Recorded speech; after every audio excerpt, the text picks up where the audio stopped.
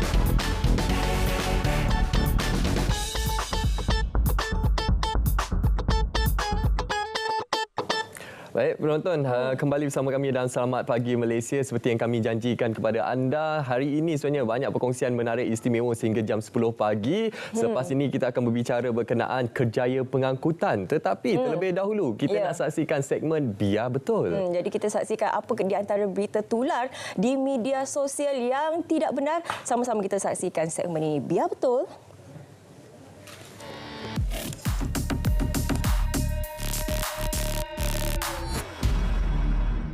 Tular di media sosial kononnya ada bantuan tambahan sumbangan tunai rahmah STR 2023 Maisara. Hantaran itu menyatakan bantuan tambahan STR itu adalah sebanyak RM800 dan individu yang ingin menuntut boleh melayari maklumat laman sesawang yang tertera. Semakan pasukan Biar Betul mendapati hantaran terbabit palsu. Ia dipercayai sengaja direka bertujuan untuk mengelirukan masyarakat. Menjaga perpaduan dan keharmonian negara adalah tanggungjawab bersama. Henti penyebaran berita palsu. Tindakan tegas menanti mereka yang terlibat. Jika anda terima bahan fitnah atau disyaki tidak betul, segera lapor ke MCMC. Biar betul, tak pasti, jangan kongsi.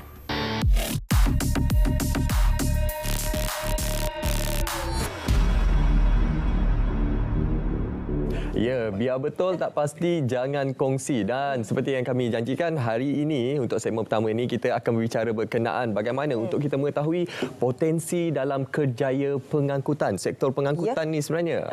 Betul. Kalau kita boleh lihat, Munawar, pengangkutan antara 4 sektor berpotensi menawarkan gaji sekurang-kurangnya RM4,000 atau gaji premium kepada graduan baharu seperti dijelaskan Menteri Pendidikan Tinggi. Jadi antara sektor-sektor lain ialah seperti industri halal, kewangan dan perbankan serta audit standard. Jadi kadang-kadang sektor ini macam dilupakan.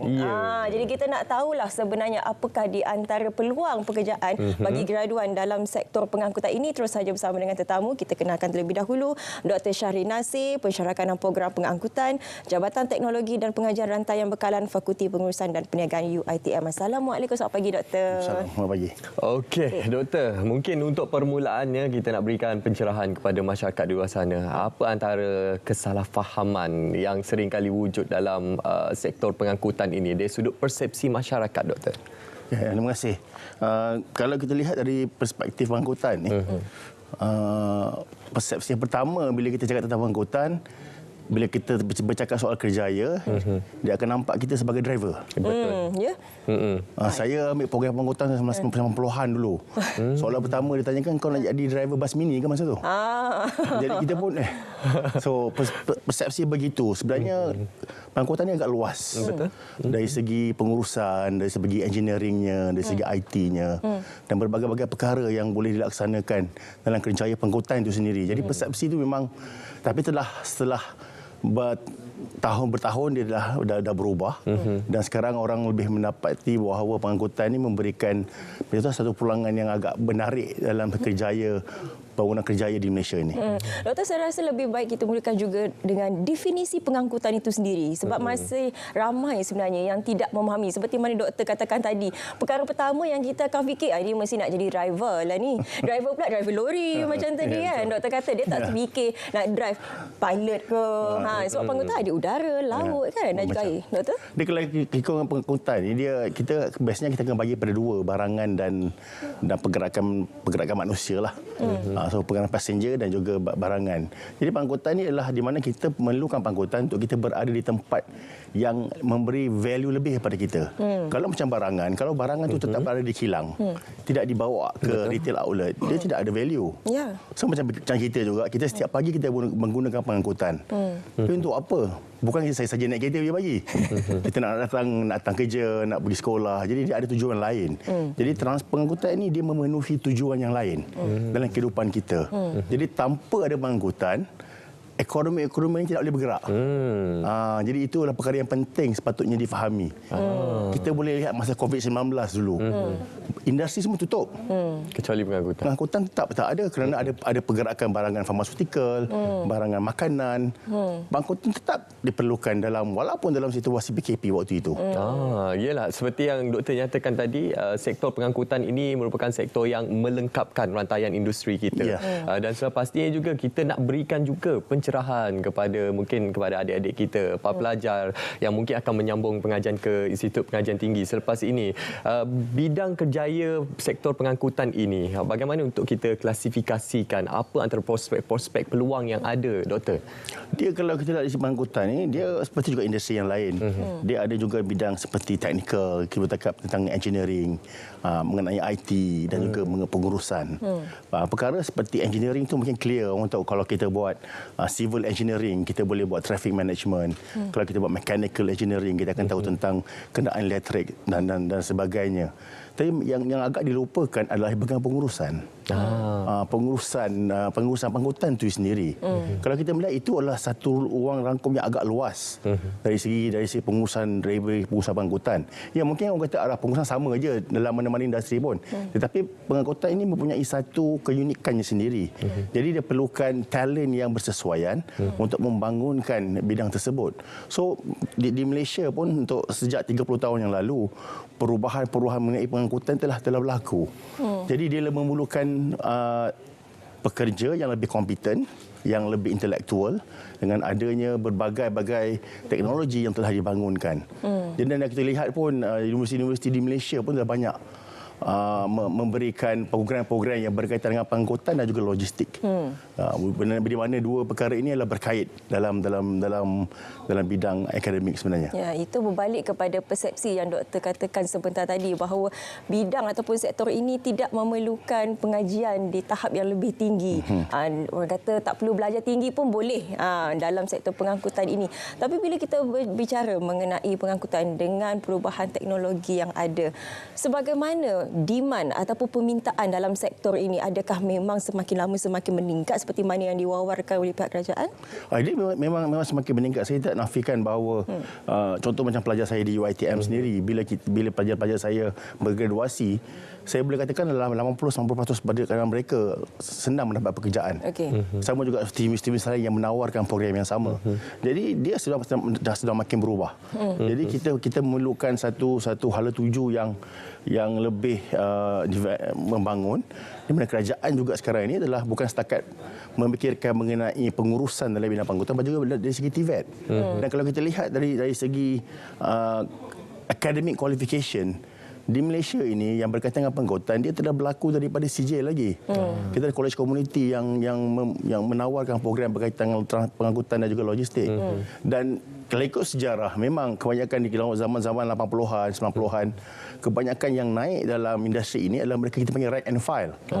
Dia belajar, dia bekerja di bawah, naik ke atas, dan bila masuk dalam ujung 90-an dan awal 2000, bila dah banyak universiti dan juga IPTS memberikan program pengangkutan, mereka yang berada rank and file ni semua telah start masuk balik ke dalam universiti untuk mendapat academic qualification pula. Doktor, untuk kita beri pemahaman yang lebih jelas khususnya kepada belia lepasan SPM yang mungkin ingin menyambungkan pelajaran dalam bidang pengangkutan ini.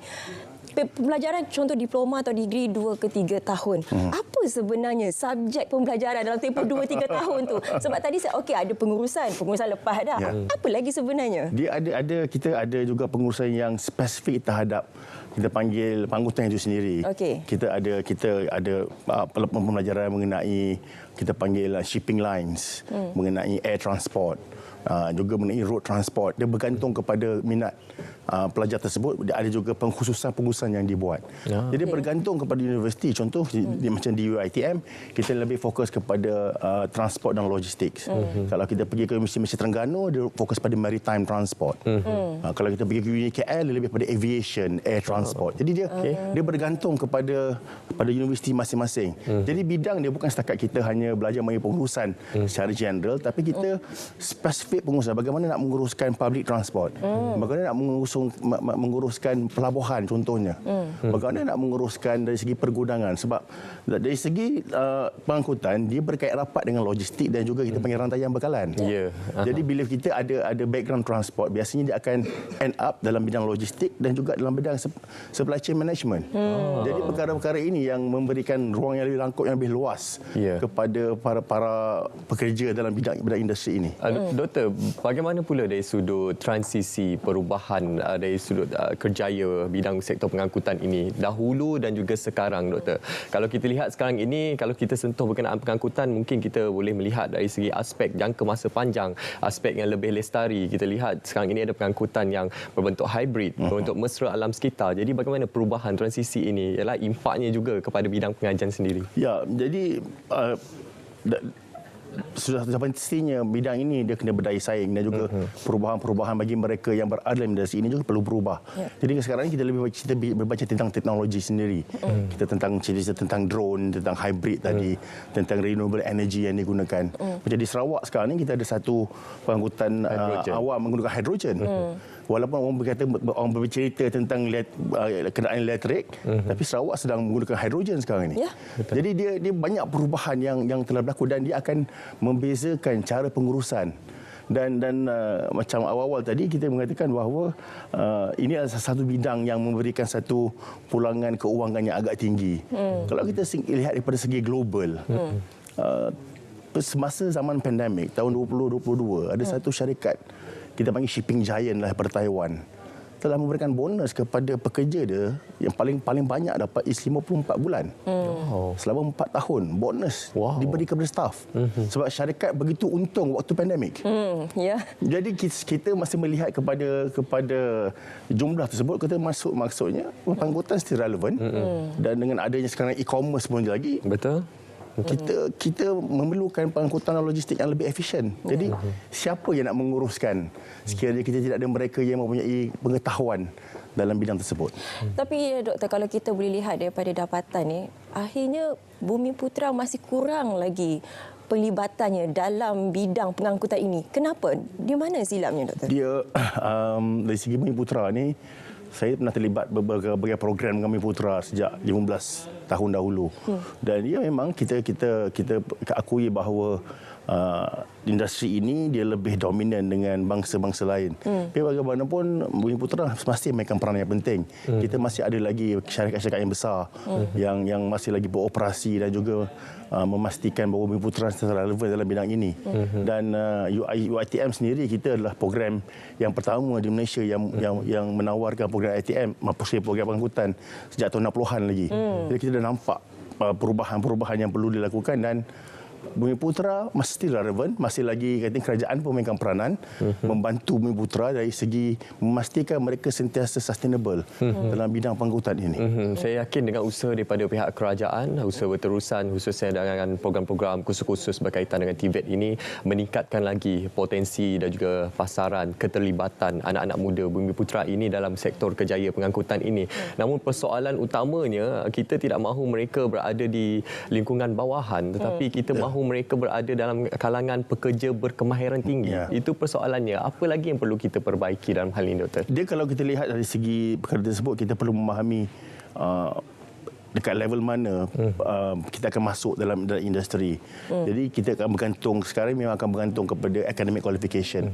Jadi kalau kita sijil, definitely kita akan masuk bahagian lebih pada bahagian bawahan sedikit, dan lama-lama kita akan naik ke atas. Dan ini adalah sebab tu every single program penting bagi memastikan bukan sahaja dari segi academic qualification, tapi juga bagi memastikan dia mendapat pengiktirafan profesional daripada badan profesional.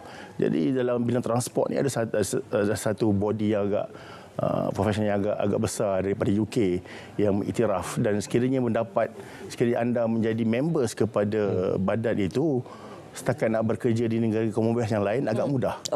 Dia being recognized actually. So jadi dia ada pergerakan, dan di mana kita boleh memastikan bahawa perkara ini, dan Bumi Putra pun ramai juga yang memohon menjadi ahli profesional dalam badan ini, dan dia dapat membantu untuk memberikan pool of talent yang baru dalam bidang pengangkutan ini sendiri. Ya, kita jelas dengan apa sahaja yang dilakukan oleh pihak kerajaan dan juga bidang pendidikan untuk memperkasakan lagi sektor pengangkutan ini. Tapi bagaimana pula dengan peranan daripada sektor swasta khususnya, daripada pihak industri sendiri? Bagaimana peranan mereka untuk sama-sama memperkasakan lagi sektor ini? Kalau kita lihat industri, ada industri yang begitu proaktif. Yang saya tahu ada beberapa industri sendiri yang cuba memperkenalkan satu program di mana dia nak membentuk, dipanggil drivers yang profesional. Dia menggalakkan pelajar-pelajar yang bergraduasi dengan diploma dan degree ini untuk bermula sebagai pemandu driver dulu, tapi dengan gaji yang agak tinggi.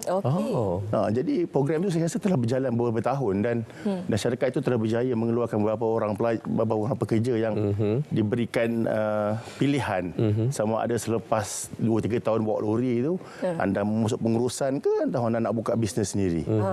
Saya rasa itu konsep itu telah dilaksanakan. Ada beberapa syarikat yang memang membantu kerajaan dari segi macam mana nak membantu meningkatkan lagi dari segi pemberkasaan pemahaman mengenai industri pengangkutan itu sendiri. Doktor, ialah dalam bidang pengajian kejayaan sektor pengangkutan ni, ialah matlamat kita adalah untuk memberi pendedahan sebanyak mungkin kepada para pelajar di luar sana. Namun ialah kita lihat tempoh pengajian 2 sehingga 3 tahun mungkin di peringkat degree. Jadi bagaimana untuk kita terapkan dari segi bukan sekadar teori semata-mata, namun praktikal, mungkin dari sudut kerjasama IPT bersama dengan industri, bagaimana untuk kita mempukuhkan lagi pengalaman mereka, Doktor? Ya, sekarang ini I think di semua universiti pun telah seperti satu dalam kurikulum kita telah memastikan bahawa internship at least 6 bulan. Dulu internship dalam 3 bulan saja. Sekarang memang isu kompound macam transport sekarang ni 6 bulan di UiTM. So dalam masa 6 bulan itu sepatutnya mereka dapat menyiapkan diri untuk mereka memahami industri itu lebih baik. Jadi dalam kurikulum itu sendiri pun kita menekankan banyak practicality dalam silibus itu sendiri. Kita bukan setakat mengajar teori, kita memastikan ada lawatan industri, memastikan ada talk daripada industri datang ke universiti. Perkara-perkara biasa bagi memberikan satu idea kepada mereka bagaimanakah pengangkutan ini akan berlaksanakan dalam masa hadapan. Ya, jadi kalau kita boleh lihat penjelasan daripada doktor itu tadi, sektor pengangkutan ini dia bukan sahaja terlalu pada darat, tapi ada juga di udara, ada di laut. Bukan semata-mata memandu, banyak bidang lagi. Banyak bidang lagi. Bidang pengurusan, logistik, sebenarnya. Undang-undang. Ya, dan ia memerlukan satu pengajian di tahap yang lebih tertinggi selain daripada pengajian teknikal. Terima kasih banyak-banyak kita ucapkan kepada tetamu kita di studio, Dr. Shahrin Nasir, pensyarah kanan program pengangkutan Jabatan Teknologi dan Pengajian Rantaian Bekalan Fakulti Pengurusan dan Perniagaan UiTM, kerana sudi bersama dengan kita hari ini. Terima kasih, Doktor. Okey, Alhamdulillah. Sekarang ini penonton, kita akan terus sahaja ke cerita pagi Pulau Pinang. Kita nak mengetahui berkenaan satu perkara yang menarik, tapi terlebih dahulu kita nak ke Kedah FM. Sebelah jiran. Kita nak bersama dengan DJ Nazri. Oh, khabar dari Kedah. Apa khabar orang Kedah? Silakan Nazri.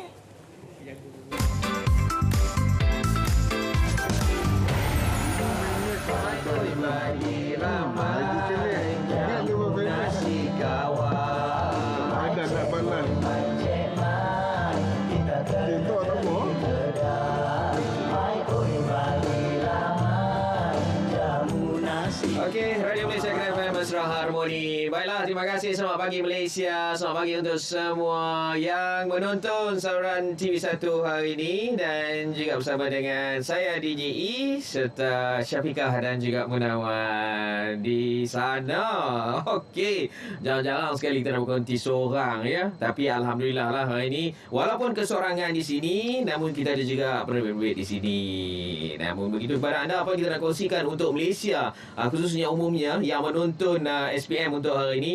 Hari ini sebenarnya kita nak bawa mai ke utara tanah air kita di negeri Kedah, Darul Aman ni. Kita nak cerita berkenaan dengan perjalanan kita, perjalanan tuan-tuan yang nak mai ke negeri Kedah, Darul Aman ni. Bila berjumpa dengan sempadan di antara Perak dengan Kedah, wah, lepas tu berjumpa Pulau Pinang.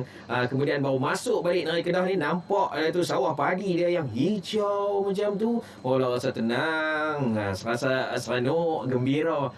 Sebab apa? Dah sampai dah ke kawasan utara ni. Sebab apa? Kali ni kita nak bawa tuan-tuan semua masuk ke Danok.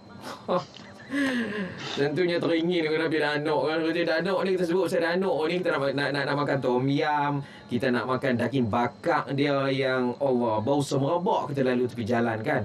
Mana tak pi JE duduk di negeri Kedah, Darul Aman. Tentu dah masuk ke sana. Lama-lama sekali macam tu sebab adik-beradik pada sana. Okey, baik, hari ini kita nak cerita berkenaan dengan lawatan rasmi Yang Amat Berhormat Perdana Menteri Malaysia ke Thailand. Dan juga Datuk Seri Anwar Ibrahim hari ini akan mulakan lawatan rasmi lah untuk hari ini ke Thailand. Jadi kita ucapkan selamat datang kepada Yang Amat Berhormat Perdana Menteri. Dan juga dalam kunjungan itu, Yang Amat Berhormat Perdana Menteri akan mengadakan pertemuan dengan Perdana Menteri Thailand DYT Srettha Thavisin dalam mesyuarat terhad dan juga sesi plenari. Jadi untuk dalam kunjungan tersebutlah, Yang Amat Berhormat Perdana Menteri dan juga Perdana Menteri Thailand ni akan mengadakan lawatan tapak ke titik pertemuan jajaran jalan menghubungkan ICQS Bukit Kayu Hitam dan juga CIQ Sadau. Siapa yang biasa masuk tentunya lah tahu kan. Kemudian pula di mana sebelumnya juga kita ketahui tentang hubungan baik di antara negara kita Malaysia dan juga Thailand. Begitu juga kalau ikutkan dengan jumlah kita katakan rakan-rakan dagangan yang terbesar di antara kedua-dua negara ni berjumlah 122.03 bilion ringgit. Itu hebatnya kan negara kita dan juga Thailand ni. Okey, baik, kepada anda juga, kalau kita di negeri Kedah, Darul Aman ni, sebelum tu tak sempatlah nak kongsikan banyak lagi. Tak apalah, kita kembali bersama dengan Fiqah dan juga Munawar di Selamat Pagi Malaysia. Jadi bersama dengan rakan Syariza Zainuddin, Khairuddin Razak dan juga Yohanis Yusof. Sampai kita jumpa lagi Malaysia. Bye-bye.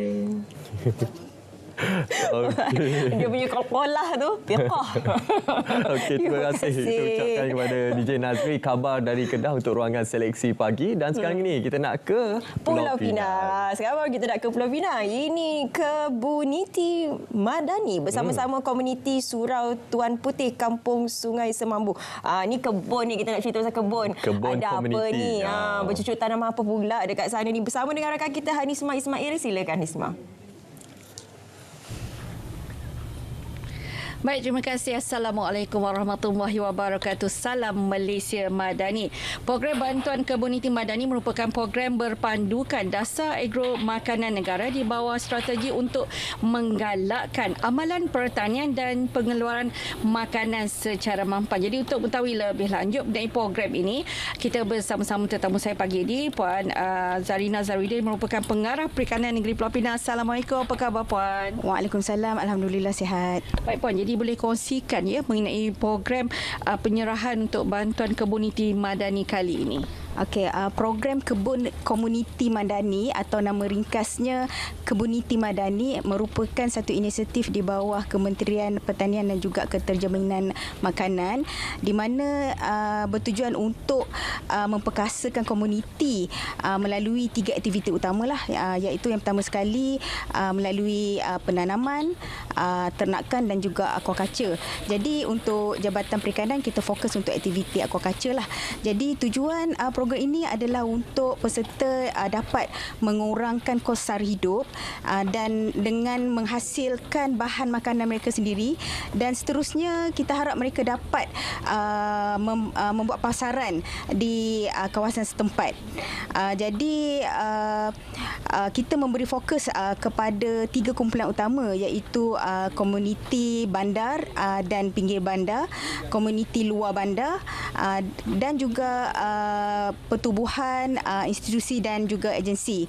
Jadi untuk program komuniti madani ini akan meliputi semua kawasan parlimen, iaitu sebanyak 222 kawasan, dan Jabatan Perikanan telah menyasarkan sebanyak 222 komuniti lah yang terlibat dengan program ini. Jadi itu bermakna satu kawasan parlimen akan ada satu penyertaan lah. Bagi negeri Pulau Pinang, kita telah memilih 13 komuniti yang layak dan kita telah memberi bantuan kepada mereka. Dan boleh Puan kongsikan pula mengenai kelayakan untuk memohon dan juga apakah bantuan yang ditawarkan dalam program ini? Okey, baik. Dari segi kelayakan, setiap peserta hendaklah terdiri daripada warga negara Malaysia yang berumur 18 tahun dan ke atas. Mereka juga dikehendaki mempunyai tapak yang sah lah dengan dokumen kebenaran yang secara bertulis untuk melaksanakan projek ini. Kemudian mereka juga mesti mematuhi semua peraturan yang telah syarat-syarat yang telah ditetapkan oleh Jabatan Perikanan Malaysia. Setiap penyertaan pula hendaklah terdiri sekurang-kurangnya daripada 2 orang peserta atau lebih. Dari segi bantuan pula, Jabatan Perikanan memberikan bantuan dari segi input, peralatan dan juga bahan-bahan yang diperlukan, seperti tangki fiber untuk ternakan, tangki HDPE untuk penyimpanan air, pemasangan paip untuk sistem ternakan, pam air ternakan. Kita juga ada bekalkan benih ikan dan juga makanan ikan, dan air sekali efektif mikroorganisma. Semua peralatan dan bahan tersebut satu keperluan asas lah untuk sesuatu sistem ternakan aquaculture. Jadi bagaimana pula dengan perancangan untuk tahun hadapan? Okey, Jabatan Perikanan akan terus memantau lah ke semua 13 projek yang sedia ada ni. Kita akan memastikan kita memberi bimbingan kepada mereka agar mereka dapat menambahkan pendapatan isi rumah mereka. Selain pada itu, kita juga berharaplah dengan bimbingan Jabatan Perikanan Malaysia, mereka berjaya sebagai seorang usahawan dalam bidang aquaculture. Jadi Jabatan Perikanan akan terus memberi bantuan dari segi tunjuk ajar dan bimbingan, dan juga bantuan input lah di masa akan datang bagi peserta-peserta yang menunjukkan komitmen tinggi dan juga yang berpotensi. Baik. Terima kasih banyak Puan Zarina di atas perkesan tersebut. InsyaAllah ada masa kita jumpa lagi. Assalamualaikum. Waalaikumsalam. Terima kasih. Baik, saudara, demikian tadi cerita pagi dari Pulau Pinang. Kembali ke Angkasa Puri. Terima kasih Hadisma Ismail untuk cerita pagi Pulau Pinang.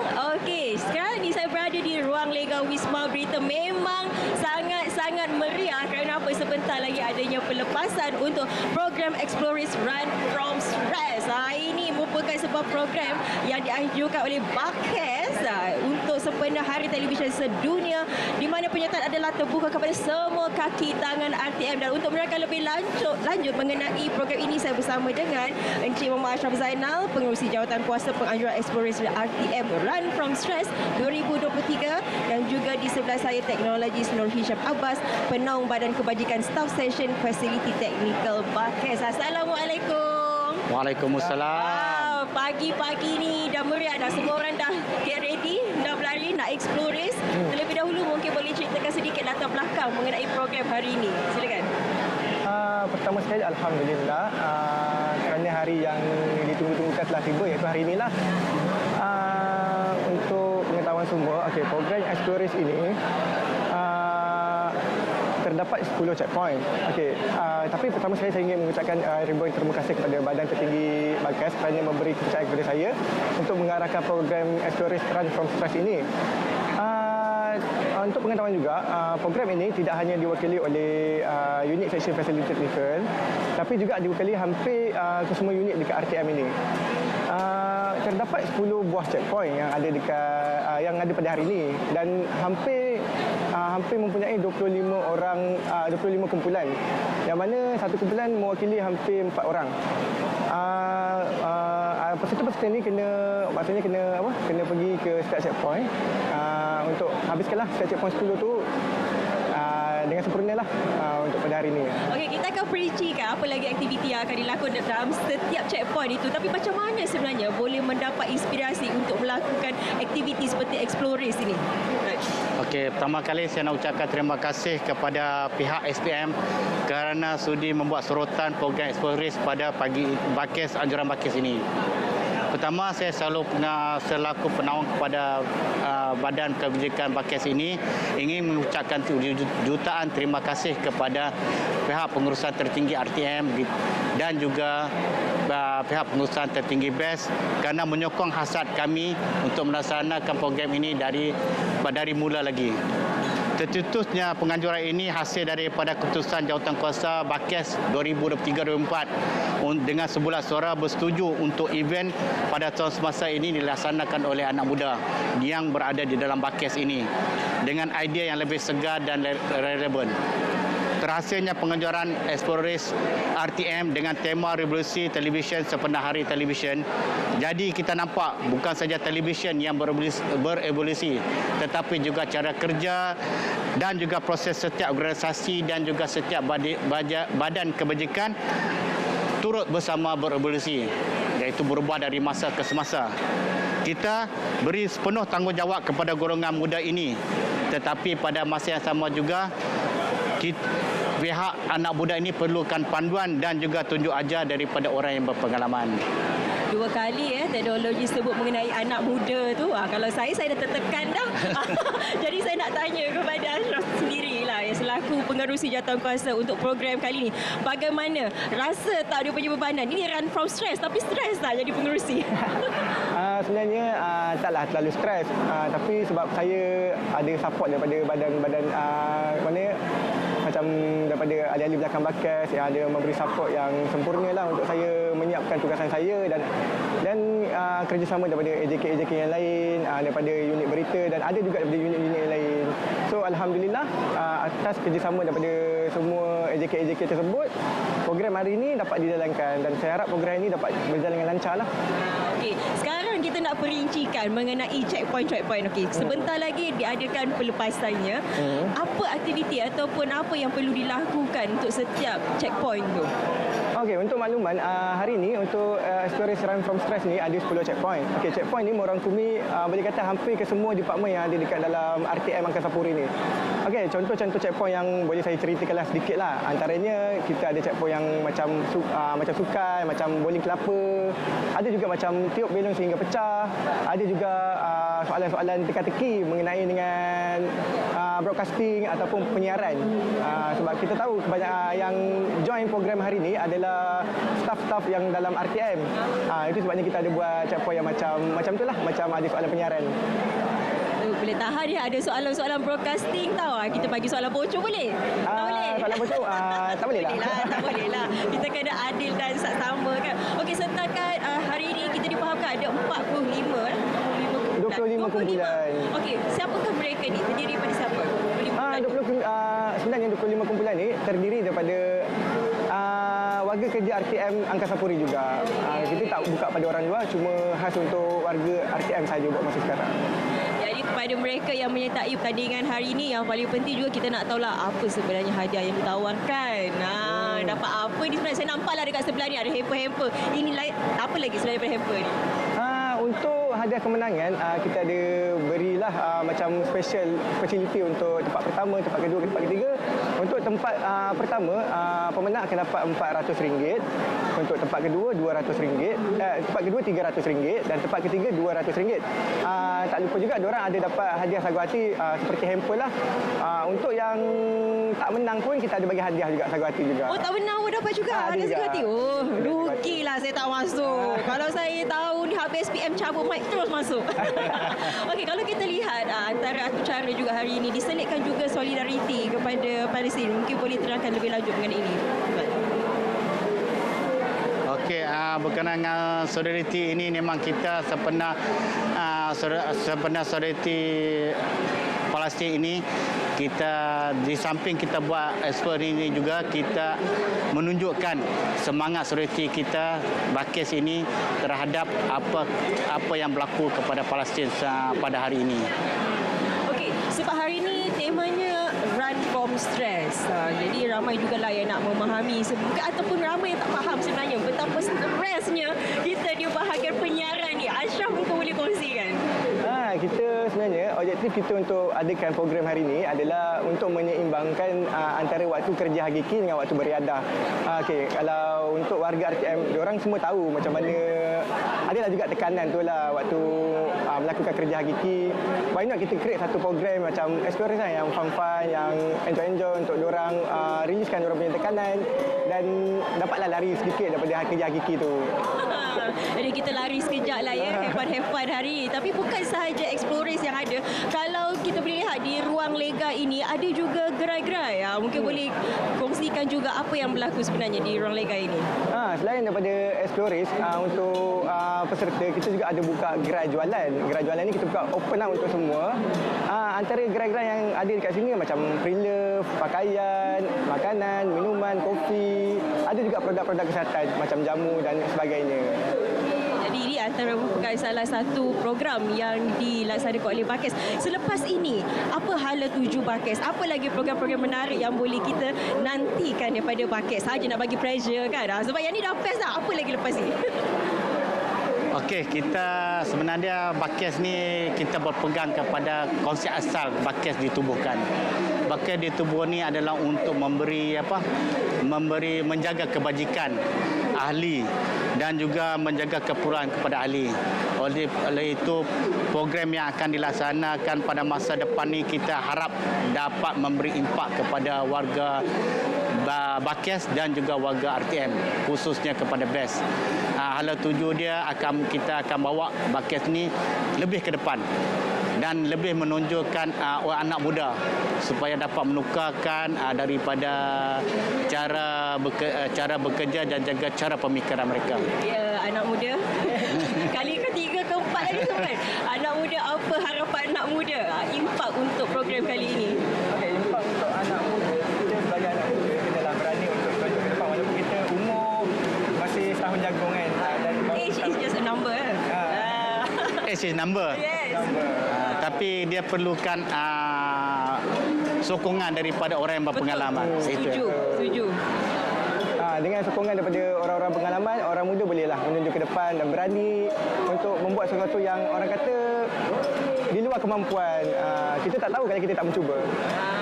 Jadi nanti kita juga akan bawakan lintas langsungnya pelepasan untuk Explorers hari ini. Bila kena tunggulah sehinggalah tamat Selamat Pagi Malaysia ini. Terima kasih banyak-banyak saya ucapkan kepada Muhammad Ashraf Zainal, Pengerusi Jawatan Kuasa Penganjuran Explorers RTM Run from Stress 2023 dan juga Teknologis Nur Hisham Abbas, Penaung Badan Kebajikan Staff Session Facility Technical Bakis. Kerana sudi bersama dengan kita hari ini memeriahkan lagi program Explorers Run from Stress 2023. Okey, seterusnya kita nak berehat seketika, jangan ke mana-mana. Banyak lagi sebenarnya perkongsian yang akan kami bawakan dalam Selamat Pagi Malaysia, semuanya selepas ini.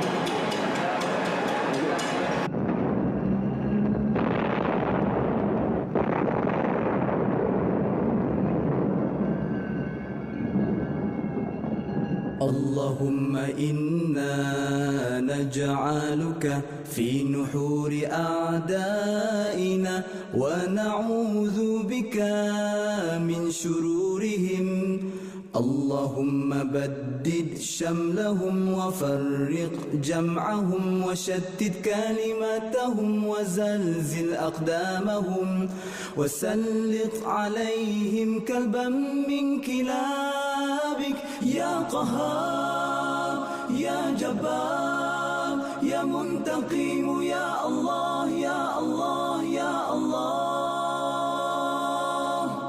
اللهم يا منزل الكتاب يا مجري السحاب يا هازم الأحزاب اهزمهم اهزمهم اهزمهم وانصرنا عليهم.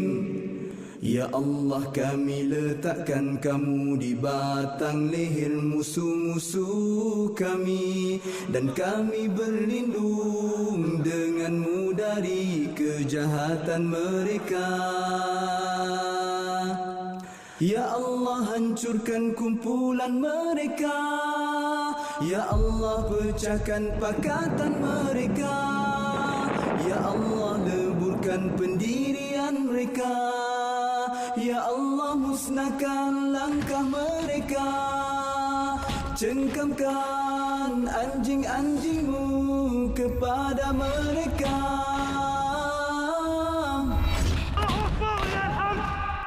Ya Allah yang maha memaksa, Ya Allah yang maha perkasa, Ya Allah yang maha membalas.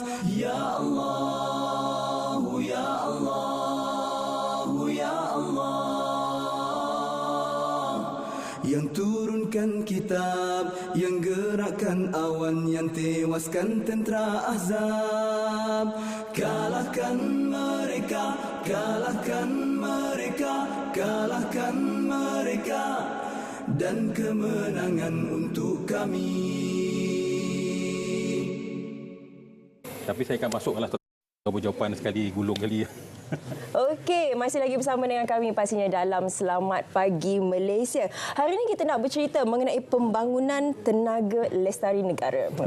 Dan sudah pastinya antara agensi yang berperanan dalam hal ini adalah berkenaan Sustainable Energy Development Authority Malaysia ataupun lebih dikenali sebagai SEDA Malaysia. Betul tak sebutan SEDA? SEDA Malaysia. So pasti hari ini kita cukup besar hati sebab apa hari ini kita bersama dengan tuan pengurusinya iaitu Tuan Zairin Ismail, pengurusi SEDA Malaysia. Assalamualaikum. Waalaikumsalam warahmatullahi wabarakatuh. Terima kasih atas jemputan. Sama-sama. Saya rasa molek untuk kita mulakan sesi kita pada pagi ini. Sedikit mengenai latar belakang SEDA dan juga apa sebenarnya fungsi-fungsi SEDA ini. Okey, latar belakang SEDA dia sebenarnya, kalau kita lihat daripada perkembangan industri teknologi tenaga boleh baru ni, dia bermula pada tahun 2000 lagi sebenarnya. Maknanya sekarang dah tahun 2023 menghampiri 2024. Perjalanan yang sungguh jauh. Betul. Dia bermula dengan projek demonstrasi dengan pihak Bangsa-Bangsa Bersatu dan projek kecakapan tenaga dengan pihak Bersatu dan juga projek solar bumbung. Di bawah projek Bangsa-Bangsa Bersatu juga. Jadi projek-projek yang dilaksanakan sebenarnya membina kapasiti di peringkat awalan industri-industri di Malaysia ini supaya berani ke hadapan dan bukan hanya pihak industri, pihak pembuat dasar, pihak perbankan, pihak pembekal teknologi untuk belajar bersama-sama untuk mewujudkan satu ekosistem yang dapat membantu pihak kerajaan melancarkan satu lagi program yang lebih besar. Ini Akta SEDA pada tahun 2011. Jadi mengambil masa 10 tahun lebih untuk Akta SEDA tenaga boleh baru ni diwujudkan pada tahun 2011. Okey. Jadi dia bukan akta tenaga boleh baru saja, tapi melibatkan akta pembangunan tenaga lestari 2011, Akta 726. Jadi tenaga boleh baru satu. Tenaga lestari satu lagi akta. Dia dilancarkan pada tarikh yang sama juga. 2011. Okey, itu berkenaan dengan akta, iaitu dua akta penting yang kita perkenalkan, kita berikan pemahaman kepada penonton. Akta tenaga boleh baru dan juga akta untuk pembangunan lestari. Tenaga lestari. Jadi satu lagi perkara yang mungkin kita boleh berikan pencerahan kepada penonton adalah program-program yang mungkin dilaksanakan di bawah SEDA Malaysia. Apakah antaranya input yang diberikan? Okey, sebenarnya SEDA Malaysia ni adalah agensi, salah satu agensi yang 26 di bawah Kementerian Sumber Asli Alam Sekitar dan Perubahan Iklim, NRECC. Nama dia NRECC itu lagi mengancam lah.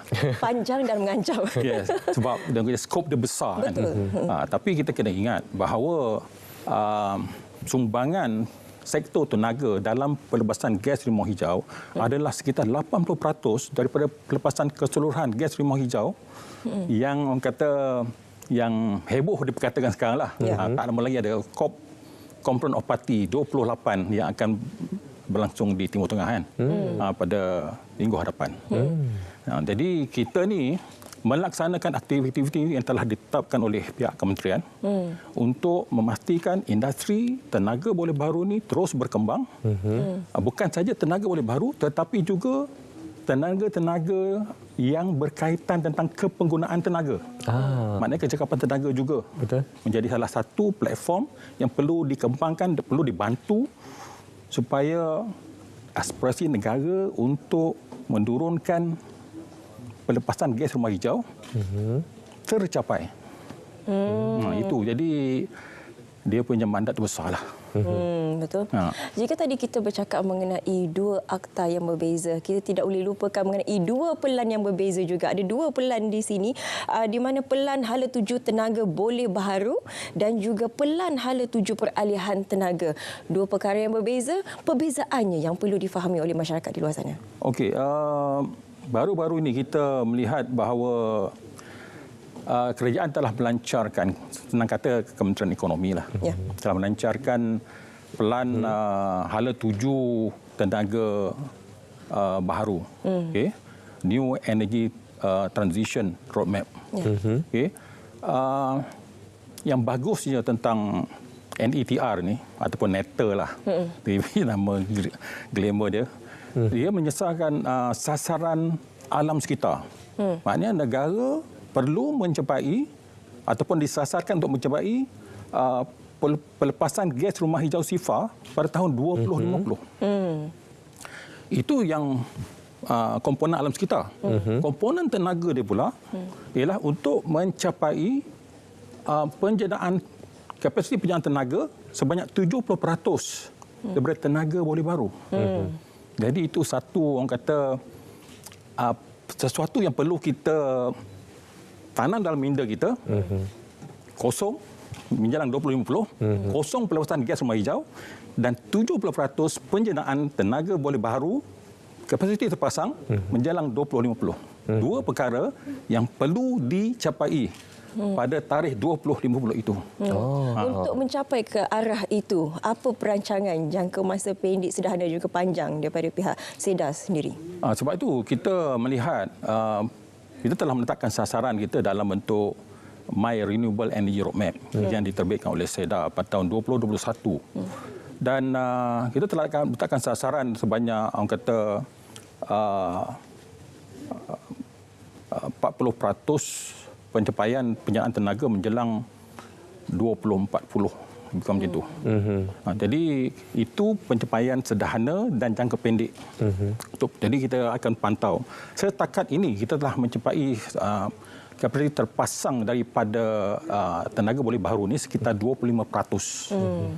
Dan kita perlu, dia peningkatan dia bukan 1% setahun. Dia punya purata dia tu.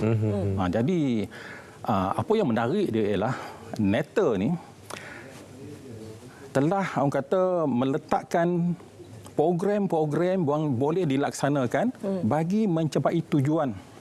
Jadi yang cantik dia ialah sasaran telah ada, sasaran alam sekitar dah ada, sasaran tenaga boleh baru pun dah ada, 70%, dan program-program yang boleh dilaksanakan pun telah dikenal pasti, yang boleh menyumbang dan mempercepatkan. Jadi NETR sebenarnya untuk mempercepatkan. Kita telah pun buat sejak tahun 2000, tapi kita nak mempercepatkan orang kata pencapaian ini sebab kita ingin menjadi negara maju. Betul. Dan antara ciri-ciri negara maju ialah pelepasan rumah hijau dia rendah ataupun kosong sifar. Dan penggunaan tenaga yang boleh baharu ni maknanya penggunaan tenaga negara bila ekonomi berkembang secara umumnya ialah penggunaan tenaga akan terus naik. Okey, ekonomi berkembang, penggunaan tenaga naik. Tapi kalau dulu pelepasan gas rumah hijau pun akan naik. Betul. Tapi sekarang kita menetapkan satu sasaran, ekonomi terus berkembang, tapi pelepasan gas rumah hijau kita terus menurun. Dia macam apa, decoupling. Ya. Berkaitan polisi dia, dasar dia adalah decoupling. Greenhouse gas emission dengan energy growth, dengan economic growth. Okey. Itu yang kita nak capai sebagai negara maju lah. 2050 Malaysia pasti jadi negara maju. Amin, amin. Sama-sama kita nantikan, kita doakan yang terbaik. Zafar Pasir, banyak sebenarnya program-program yang dilaksanakan untuk mempercepatkan usaha matlamat besar kita pada tahun 2050. Antara mungkin program-program yang kita boleh sentuh adalah program Sustainability Achieve biar energy efficiency save. Betul. Dan juga berkenaan program Geran Audit Tenaga Bersyarat untuk sektor komersial, Tuan. Betul. Jadi bagaimana untuk kita huraikan kepada masyarakat apa antara intipati utama di bawah program ini? Daripada di bawah SAFE program dan juga energy audit. Okey, di bawah SAFE program contoh dia pada tahun 2022 program ini melibatkan bantuan kerajaan sebanyak 35 juta. Dan penerima manfaat daripada program ini sebanyak 180,000 lebih kurang itu. Tetapi apa yang menariknya ialah walaupun kerajaan mendahulukan 35 juta, tapi spin off daripada ekonomi itu pengganda je mungkin 6 ataupun 7 kali ganda. Sebab satu peti sejuk RM200 rebate, mungkin bernilai RM1,500 ke RM2,000. Jadi pengganda dia mungkin 10 kali ganda. Jadi 35 juta tu kali 10 lebih kurang 400 juta ringgit. Maknanya yang dapat dimanfaatkan oleh peruncit dan mereka yang terlibat dalam industri pengeluaran kecekapan tenaga dan sebagainya. Itu antara manfaatnya lah. Tapi yang saya nak sentuh ialah tentang impak ekonomi daripada segi pelaksanaan program FIT, net energy metering, pemeteran tenaga bersih kan. Pada tahun lepas contoh dia sasaran adalah sebanyak melebihi sedikit 1,000 megawatt. Kalau kita lihat daripada segi pelaburan yang dibuat oleh pelabur tempatan kita yang terdiri daripada local players dalam SME, kan? Mula-mula syarikat Malaysia tau kalau tengok. Kalau kita tengok dalam laporan akhbar tu, kebanyakannya adalah syarikat Malaysia yang berkecimpung, yang tak berapa kaya lah, tapi mempunyai yang kata jati diri yang tinggi untuk embark dalam projek-projek yang green, lepas tu sustainability, lepas tu orang kata yang lebih merakyat. Sebab harga penyanaan bersolar contoh dia, harga rakyat. Harga, dia dapat menurunkan kadar orang kata charge elektrik tu. Itu yang cantiknya projek renewable energy ini. Kalau projek Arang Batu itu memberikan bilion ringgit punya pelaburan, tapi ini melibatkan kalau di rumah mungkin sekitar 15,000 sampai 20,000 ringgit. Tapi manfaatnya selama 21 tahun yang boleh dimanfaatkan secara terus oleh pemilik rumah. Itu antara kebaikan dia. Dan untuk tahun lepas saja kita anggarkan sekitar pelaburan walaupun nampak macam sikit, sekitar 3 bilion ringgit yang dilaburkan oleh macam tuan-tuan, puan-puan, isi rumah, memasang di solar bumbung, dan ada yang pihak industri memasang solar sekitar 30 megawatt dan sebagainya. Ada yang melibatkan bangunan kerajaan. Pelaburan sekitar 3 bilion ringgit. Dan itu tanpa subsidi kerajaan. Kan?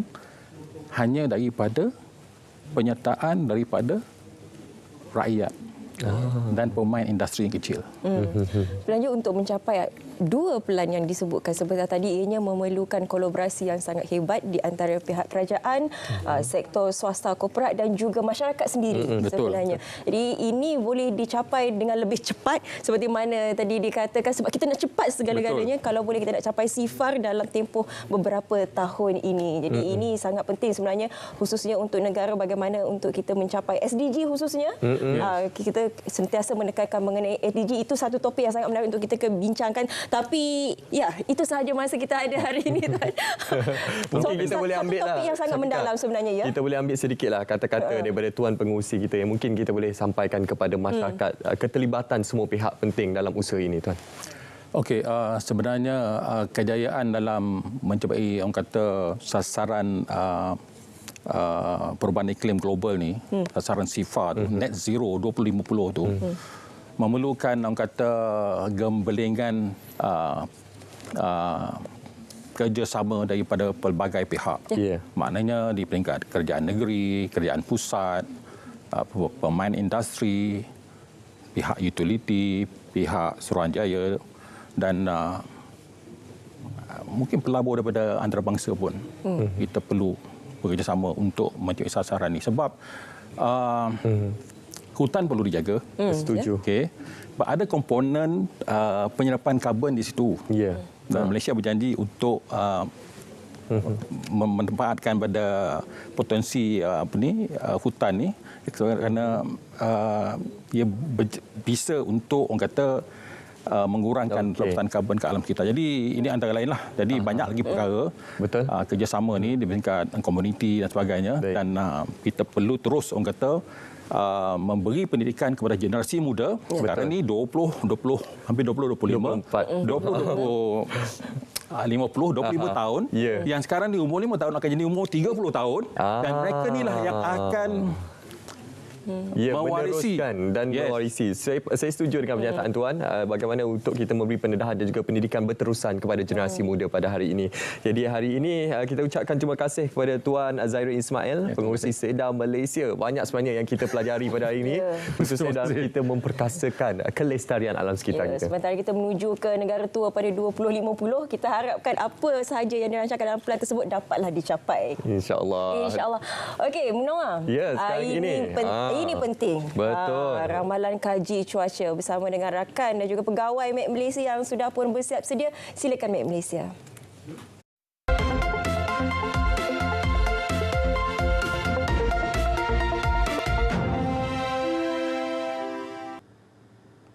Ya, Assalamualaikum dan selamat pagi Malaysia. Baik, pada ketika ini terdapat satu garisan palung yang betul-betul berada di atas rantau negara kita, betul-betul di tengah semenanjung Malaysia. Baik, dengan adanya garisan palung ini, kelembapan dan juga penumpuan angin akan lebih tertumpu di bahagian tengah semenanjung Malaysia, dan ianya menyebabkan peningkatan kelembapan yang boleh membawa keadaan cuaca lembap berlaku di semenanjung Malaysia pada ketika ini.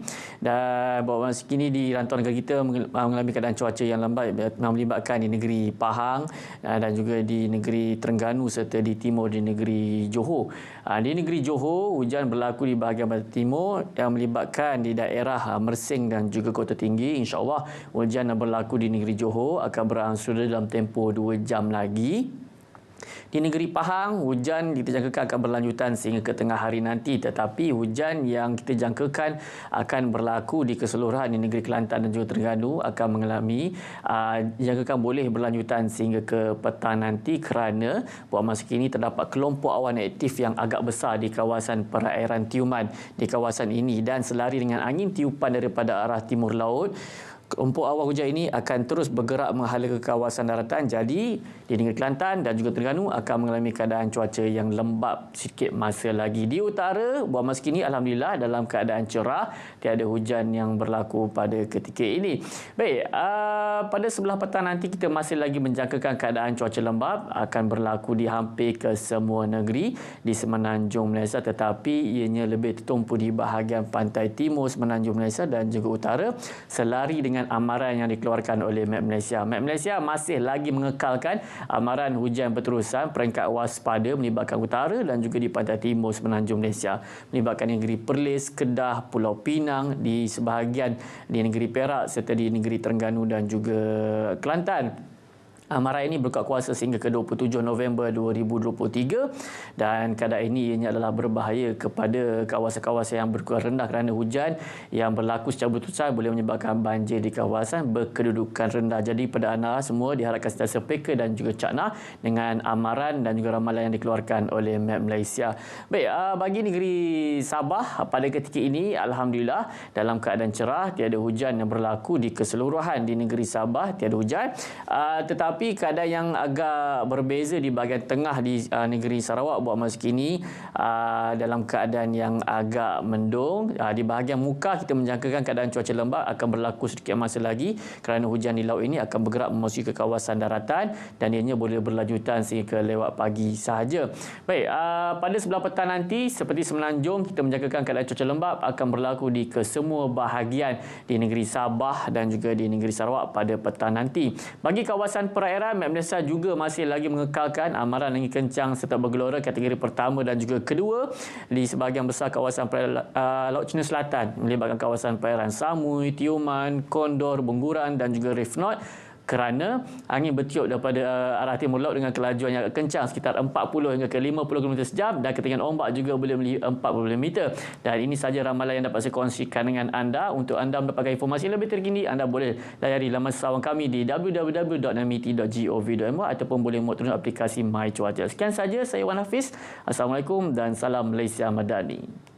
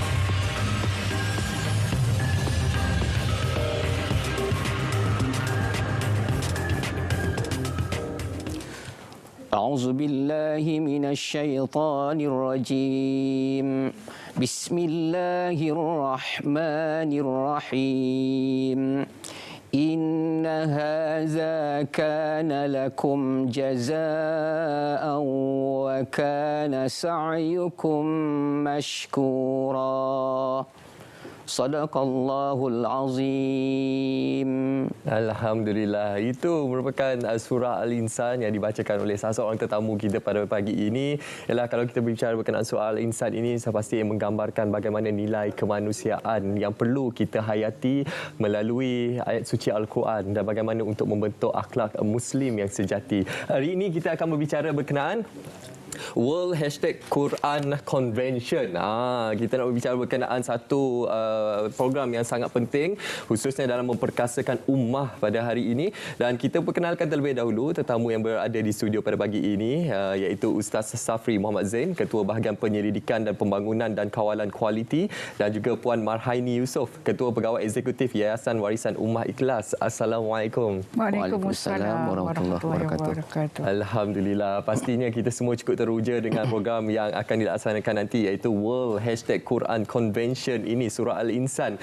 Mungkin untuk permulaan ini kita berikan mukadimah kepada penonton semua, iaitu berkenaan latar belakang World #Quran Convention dan juga untuk kali ini merupakan pelaksanaan untuk tahun keberapa?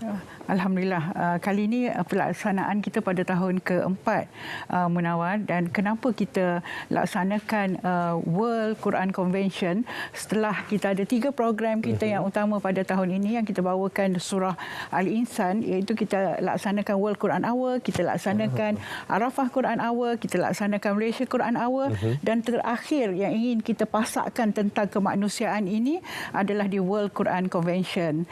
Dan ini kali keempat setelah 3 kali kita laksanakan, dan kali ini kita kira dia sangat kena dan tepat pada masa dia kerana kita banyak bercakap tentang kemanusiaan semasa perang ini. Betul, bercakap berkenaan kemanusiaan ini banyak sebenarnya yang perlu kita hayati, perlu kita pelajari sesama kita, khususnya dalam kita menilai situasi semasa sekarang ini, konflik kemanusiaan yang berlaku di Gaza akibat kekejaman daripada Zionis. Dan juga mungkin kita boleh kongsikan juga dari sudut naratif yang dibawa untuk World Quran Convention pada tahun ini.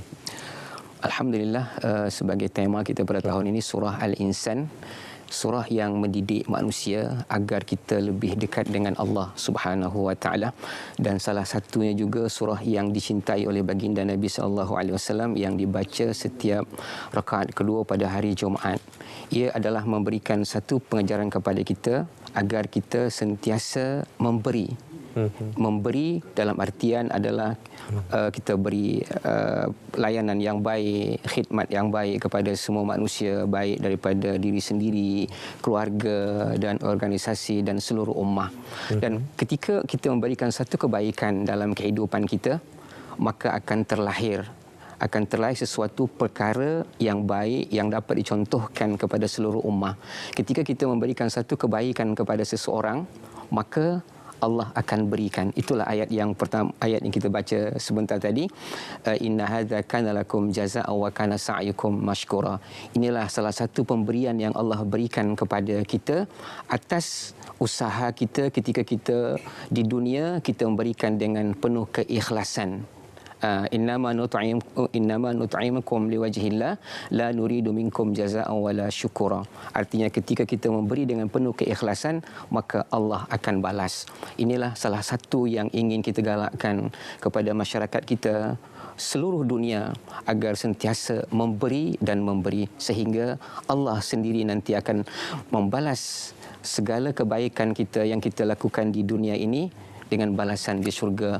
Allah sendiri yang akan memberikan layanan kepada kita. Masya Allah, subhanallah, cukup indah sekali. Pastinya ini akan terus disampaikan dalam World Quran Convention ini, nilai-nilai kemanusiaan, bagaimana untuk mendidik diri kita dan juga orang-orang di sekeliling kita untuk kita membentuk ummah yang sejati dengan peribadi dan juga akhlak yang tinggi. Jadi Puan, mungkin kita juga boleh berikan pencerahan bagaimana dari sudut kelainan untuk tahun ini, apa keistimewaan yang akan dibawa, dan juga mungkin ada dalam kalangan penonton kita yang tertarik dan tak sabar untuk menyertai World Quran Convention ini. Adakah mereka boleh menyertai secara fizikal? Bagaimana Tuan? Okey, insya-Allah World Quran Convention ini kita akan adakan di Movenpick. Sekarang ni pendaftaran apa semua dah mencapai 1,500. Alhamdulillah. Jadi banyak sebenarnya yang nak kita kongsikan, dan kali ini berbeza kerana kita membuka ruang kepada even non-Muslim untuk bersama-sama dengan kita ataupun new Muslim. Dan kita juga akan melatih 500 young Muslim leaders yang akan kita gerakkan, yang akan kita readykan for the world. Jadi insya-Allah ada kesinambungan setelah hadir ke World Quran Convention kali ini, di mana kita akan next year kita akan ada surah Jumaah yang mana kita akan gerakkan ummah Grand Reset bersama dengan young leaders ini. Mereka perlu ada projek. Jadi dia bermula dengan Serve to be Served, surah Al-Insan di World Quran Convention. Dan kali ini luar biasa kerana istana bersama dengan kita, keberangkatan oleh Tuan Tengku Permaisuri Selangor juga.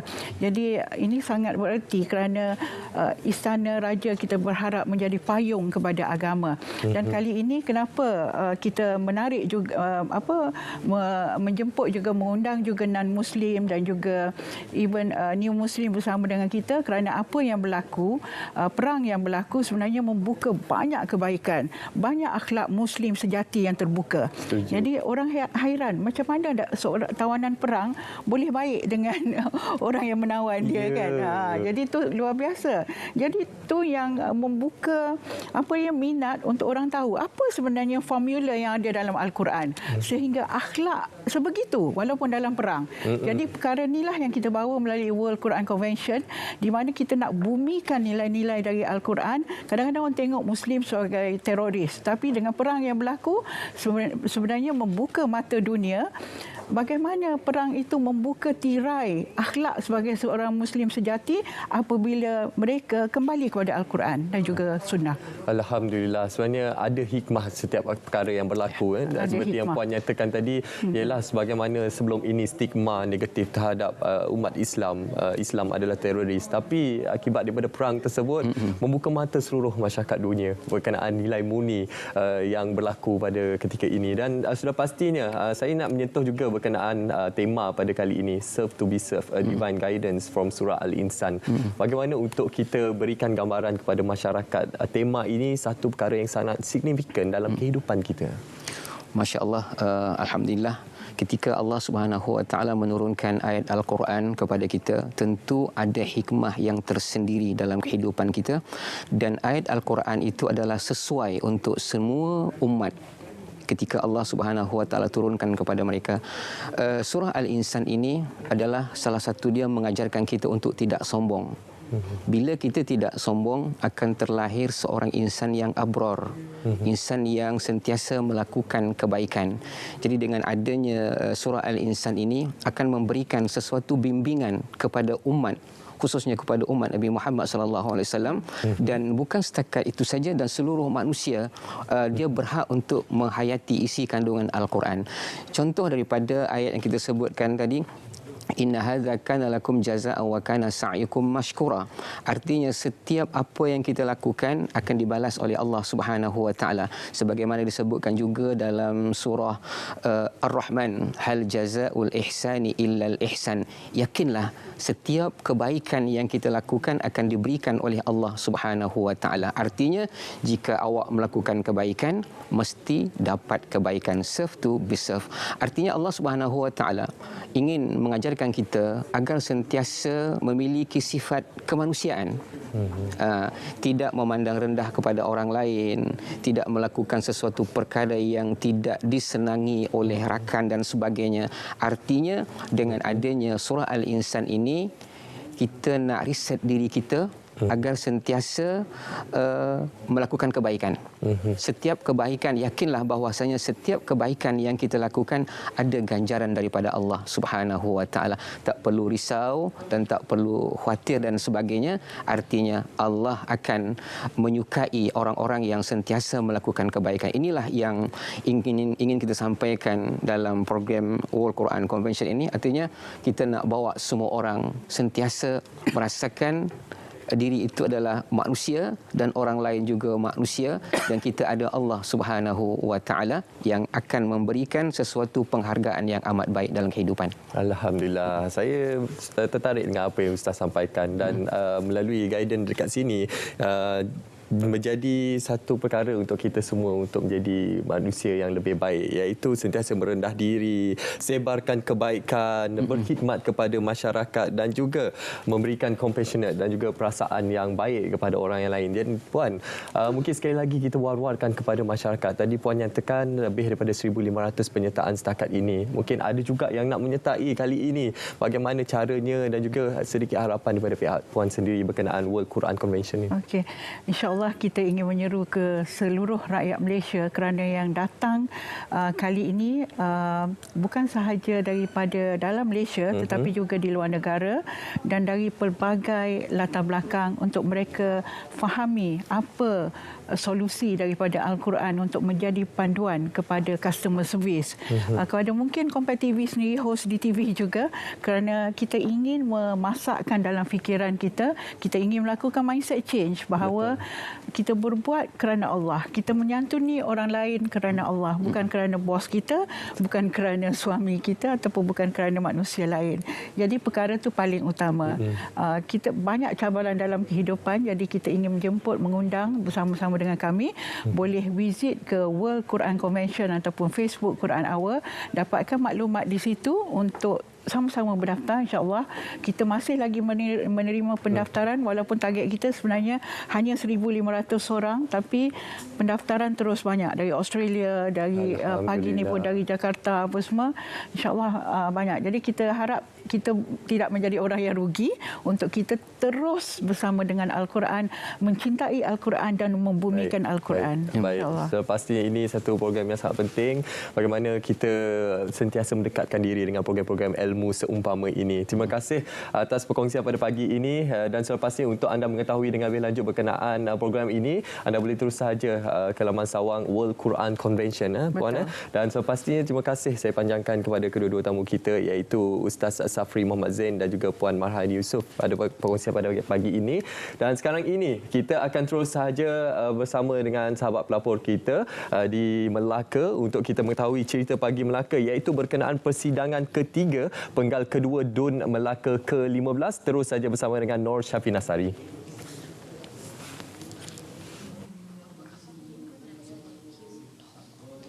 Baik, terima kasih Munawar. Ketika ini saya berada di Seri Negeri Aikro bagi hari pertama persidangan ketiga bajet penggal kedua Dewan Undangan Negeri Melaka ke-15.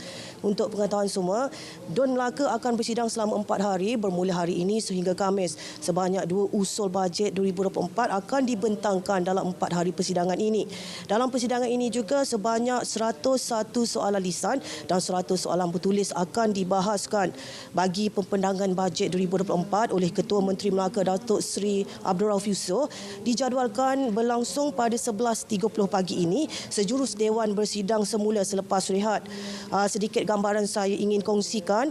Sebelum ini Ketua Menteri Datuk Seri Abdul Rauf Yusof menggariskan 8 fokus yang diberi keutamaan dalam merangka bajet 2024 Negeri Melaka sebagai usaha memastikan rakyat pada semua peringkat mendapat manfaat. Penekanan pada 8 fokus ini juga bertujuan melonjakkan tahap pencapaian ekonomi, menjana pertumbuhan lebih rancak, mewujudkan kesejahteraan sosial serta memastikan semua kelompok masyarakat khususnya B40 dilindungi.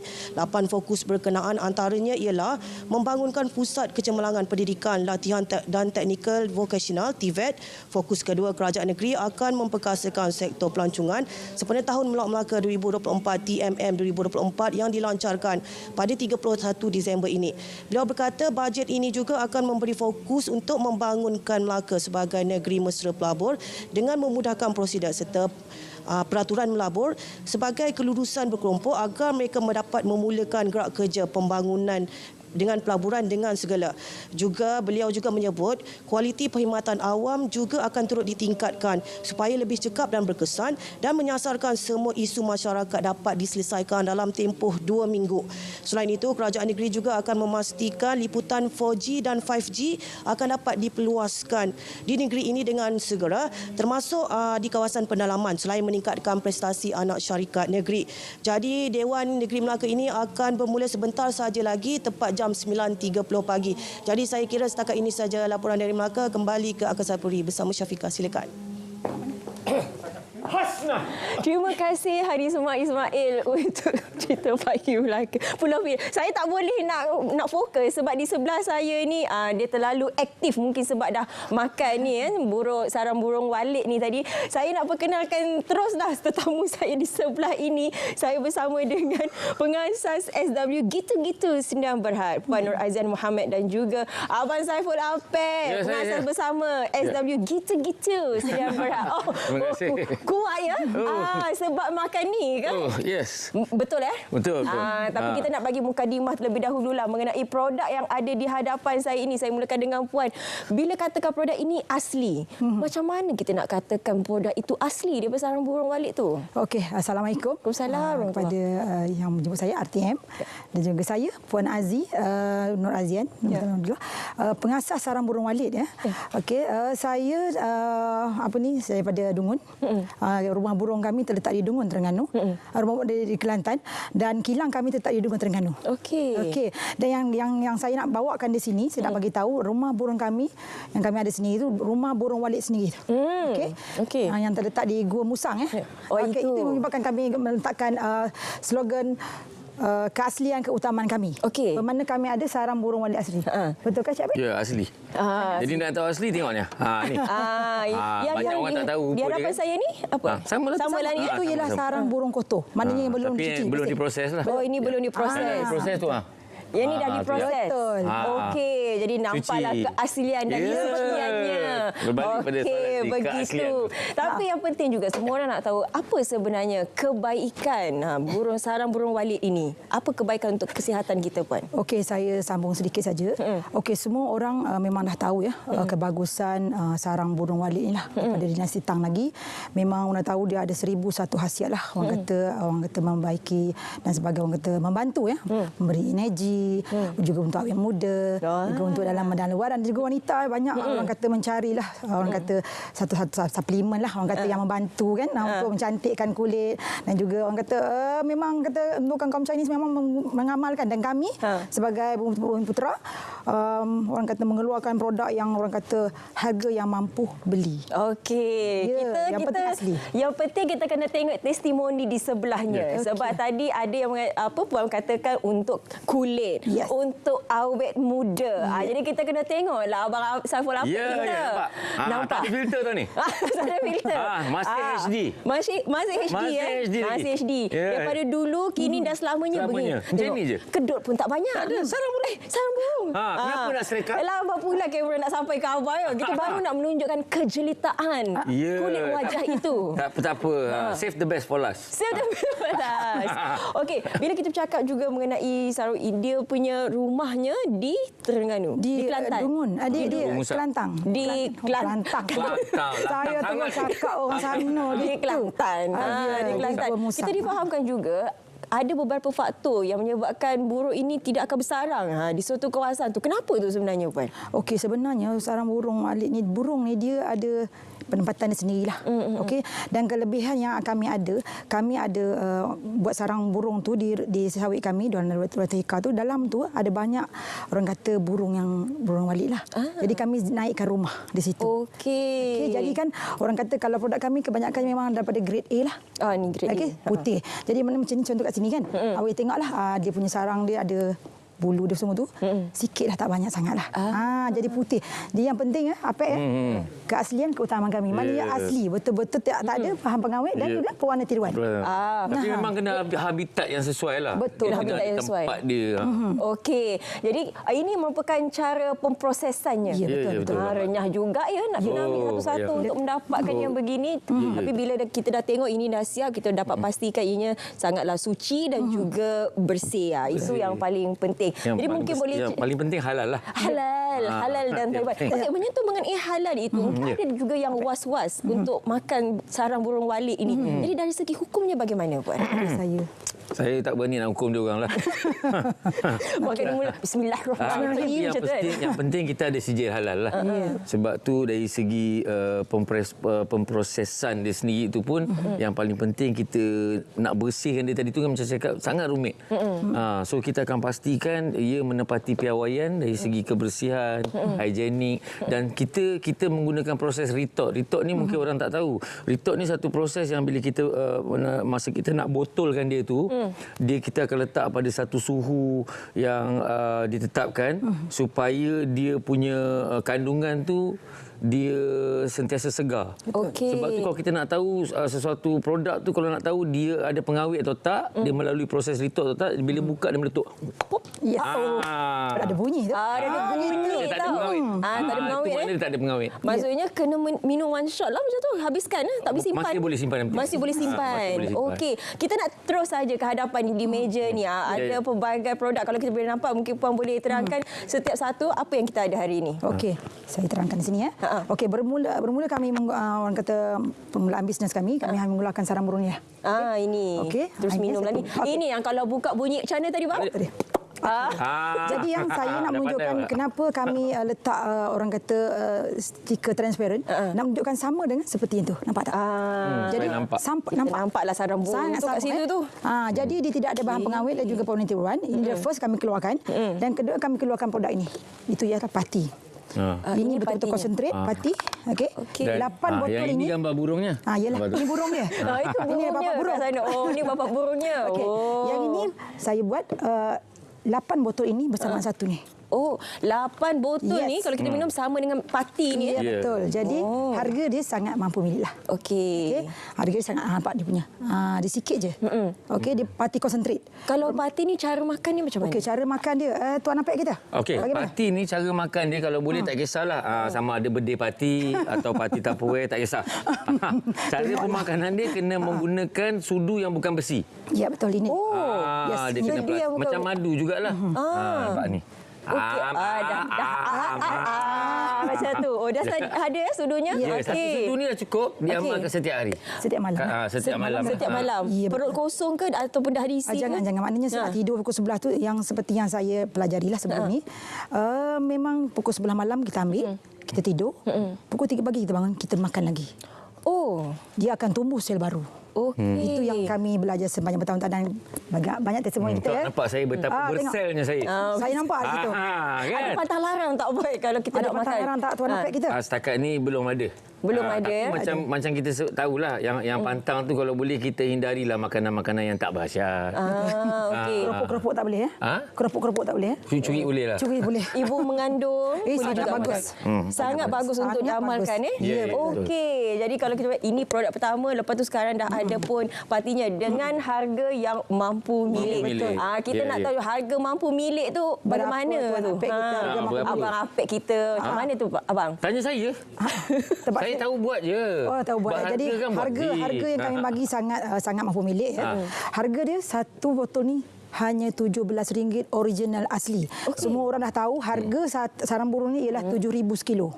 Tetapi sebab kami ada kilang sendiri, kami ada rumah burung sendiri, jadi kami keluarkan hanya RM17 dan ini parti yang 8 botol ini RM125 sahaja. Okey, bagaimana untuk mendapatkan produk ini? Okey. Okey, salah satu daripadanya kita boleh dapatkan di kedai-kedai Smart Store, O2O Smart Store, dan juga di TikTok Shop kita. Yes.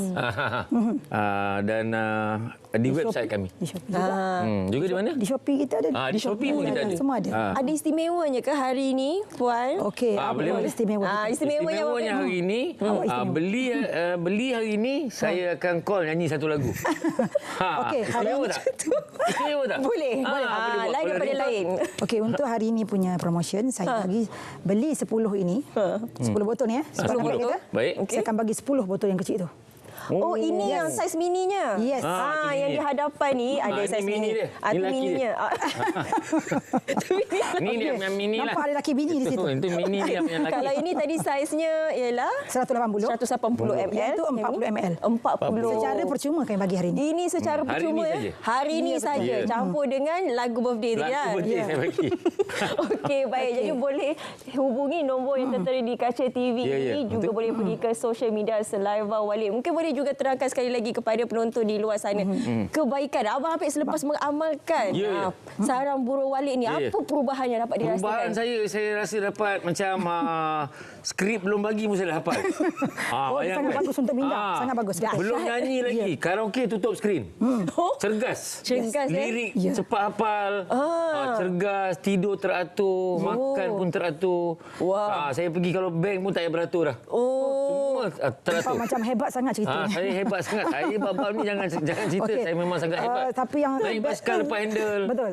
Rambut belah tepi. Tapi yang saya nampak kebanyakan yang tak pernah mengamalkan, bila ambil saja yang biasa ni je, nampak biasa nampak biasa. Tetapi dia luar biasa. Dia betul, itu sangat betul. Cumanya akan rasa sangat ringan badan. Dia sangat boleh nampak. Jangan risau, timbang je kan. Biasa 50 lebih ke 60. Tengok 40. Kita nampak ringannya tu, Pak. Nampak ringan kan? Macam kapas. Macam kapas. Itu tadi masuk ke set tu ditebang tu. Macam ni, Pak. Okey. Untuk penutup akhir sekali, boleh wawarkan sekali lagi Abang Apek, jangan lupa untuk dapatkan produk ini. Okey, jangan lupa dapatkan produk ni, antaranya di beberapa cawangan, beberapa belas cawangan di O2O Smart Store. Betul. Dan juga di Shopee dan juga di TikTok Shop kami terratak Walid. Bolehlah. Dan kalau rasa macam boring, tak tahu nak sembang, boleh kat sembang saya. Tak ada masalah. Boleh dapatkan. Hari ini harga special. Puan Aziz, selaku founder bagi beli 10 botol yang ni 180 ml dapat 40 botol. Maknanya mini dengan laki dapat. Tapi hari ini saya nak bagi lagi satu lagi Tuan Apek. Bagi lagi? Bagi lagi. Bagi lagi. kita beli parti yang power ni. Beli parti yang power tu. Okey. Dapat Abang Apek. Saya bagi dapat Abang Apek. Okey. Beli parti ni, saya akan bagi lagi yang tu, saya bagikan lagi dua botol. Wah, jadi cepat-cepat dapatkan promosi hari ini daripada kita punya sarang burung Walid asli. Yang penting asli ada rumahnya tersendiri. Terima kasih banyak-banyak saya ucapkan kepada pengasas SW Gitu-Gitu Sedang Berhad, Pak Nur Azian Muhammad dan juga Abang Saiful Afiq selaku pengasas bersama SW Gitu-Gitu Sedang Berhad. Jangan lupa untuk dapatkan produk ini daripada SW. Terima kasih sekali lagi kita ucapkan kepada anda. Jangan lupa untuk dapatkan produk ini. Hari ini saya ketawa. Hari ini rasa awet muda. Lepas ni bila kita makan lagi parti sarang terbang ni pasti boleh terbang. Burung-burungkan diri anda. Seterusnya kita nak terus saja ke cerita pagi Negeri Sembilan. Tapi sebelum itu kita nak berehat seketika. Okey, jangan ke mana-mana, kembali semula bersama dengan kami pastinya dalam Selamat Pagi Malaysia. Saya Anwar bin Ibrahim setelah dilantik memegang jawatan seorang Perdana Menteri. Dengan sesungguhnya bersumpah bahawa saya akan dengan jujur menunaikan kewajipan-kewajipan jawatan itu dengan segala daya upaya saya. Bahawa saya akan menumpahkan taat setia yang sebenar kepada Malaysia.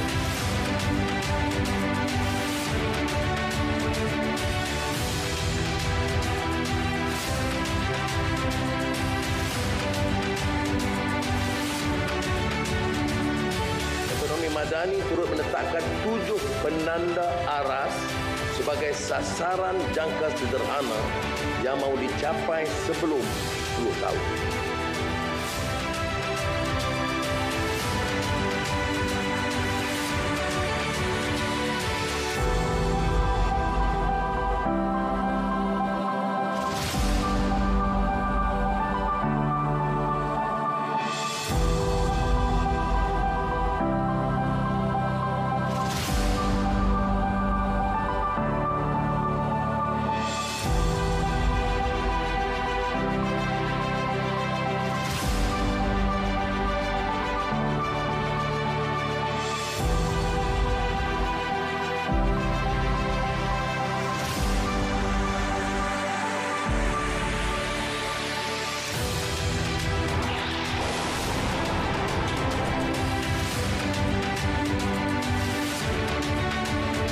Negara yang berdaulat, yang akan pertahankan hak, yang akan perjuangkan kebebasan dan kebebasan rakyat Palestin. Hidup Palestin! Dengan mandat yang ada, tahun ini kita akan mula dengan lebih tegas dan lebih jelas untuk membangunkan ekonomi negara dan keras menghadapi tangan dan rintangan.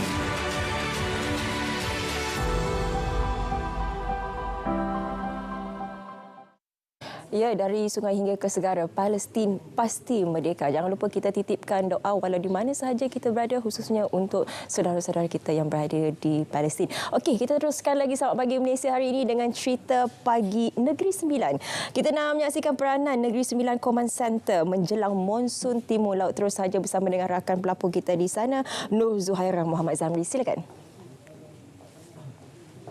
Ya baik, terima kasih. Assalamualaikum dan selamat pagi Malaysia. Pelbagai inisiatif dilaksanakan di Negeri Sembilan ini bagi menghadapi monsun Timur Laut ataupun musim tengkujuh yang dilaporkan oleh Jabatan Meteorologi Malaysia bermula dari 11 November lalu dan dijangka berlarutan hingga Mac 2024. Dan antara inisiatif yang dilaksanakan di Negeri Sembilan ini adalah mewujudkan satu Negeri Sembilan Command Center atau NESCOM. Jadi untuk berkongsi lebih mengenainya, bersama saya hari ini Pengarah Angkatan Pertahanan Awam Malaysia Negeri Sembilan, Lieutenant Kolonel Pertahanan Awam Muhammad Nazri Meskam. Assalamualaikum, apa khabar Tuan? Waalaikumsalam, baik Alhamdulillah. Terima kasih kerana sudi bersama kami hari ini. Tuan, mungkin Tuan boleh kongsikan apa peranan NESCOM itu sendiri? Okey, baik. Terima kasih. Jadi pada pagi ini kita akan buat penerangan sedikit berkaitan dengan NESCOM. Jadi kalau diikutkan NESCOM adalah ilham daripada Yang Amat Berhormat Perdana Menteri Besar sendiri, Menteri Besar Negeri Sembilan, dan tujuannya adalah peranan NESCOM ni adalah untuk menjadi sebuah pusat kawalan operasi bencana peringkat Negeri Sembilan. Jadi kami Angkatan Pertahanan Awam sebagai Sekretariat Pengurusan Bencana Negeri Sembilan menjadi pengurus untuk NESCOM ini, di mana NESCOM ini berfungsi sebagai pusat kawalan operasi untuk pengurusan bencana sempena monsun Timur Laut. Tuan, mungkin bagaimana NESCOM itu berfungsi?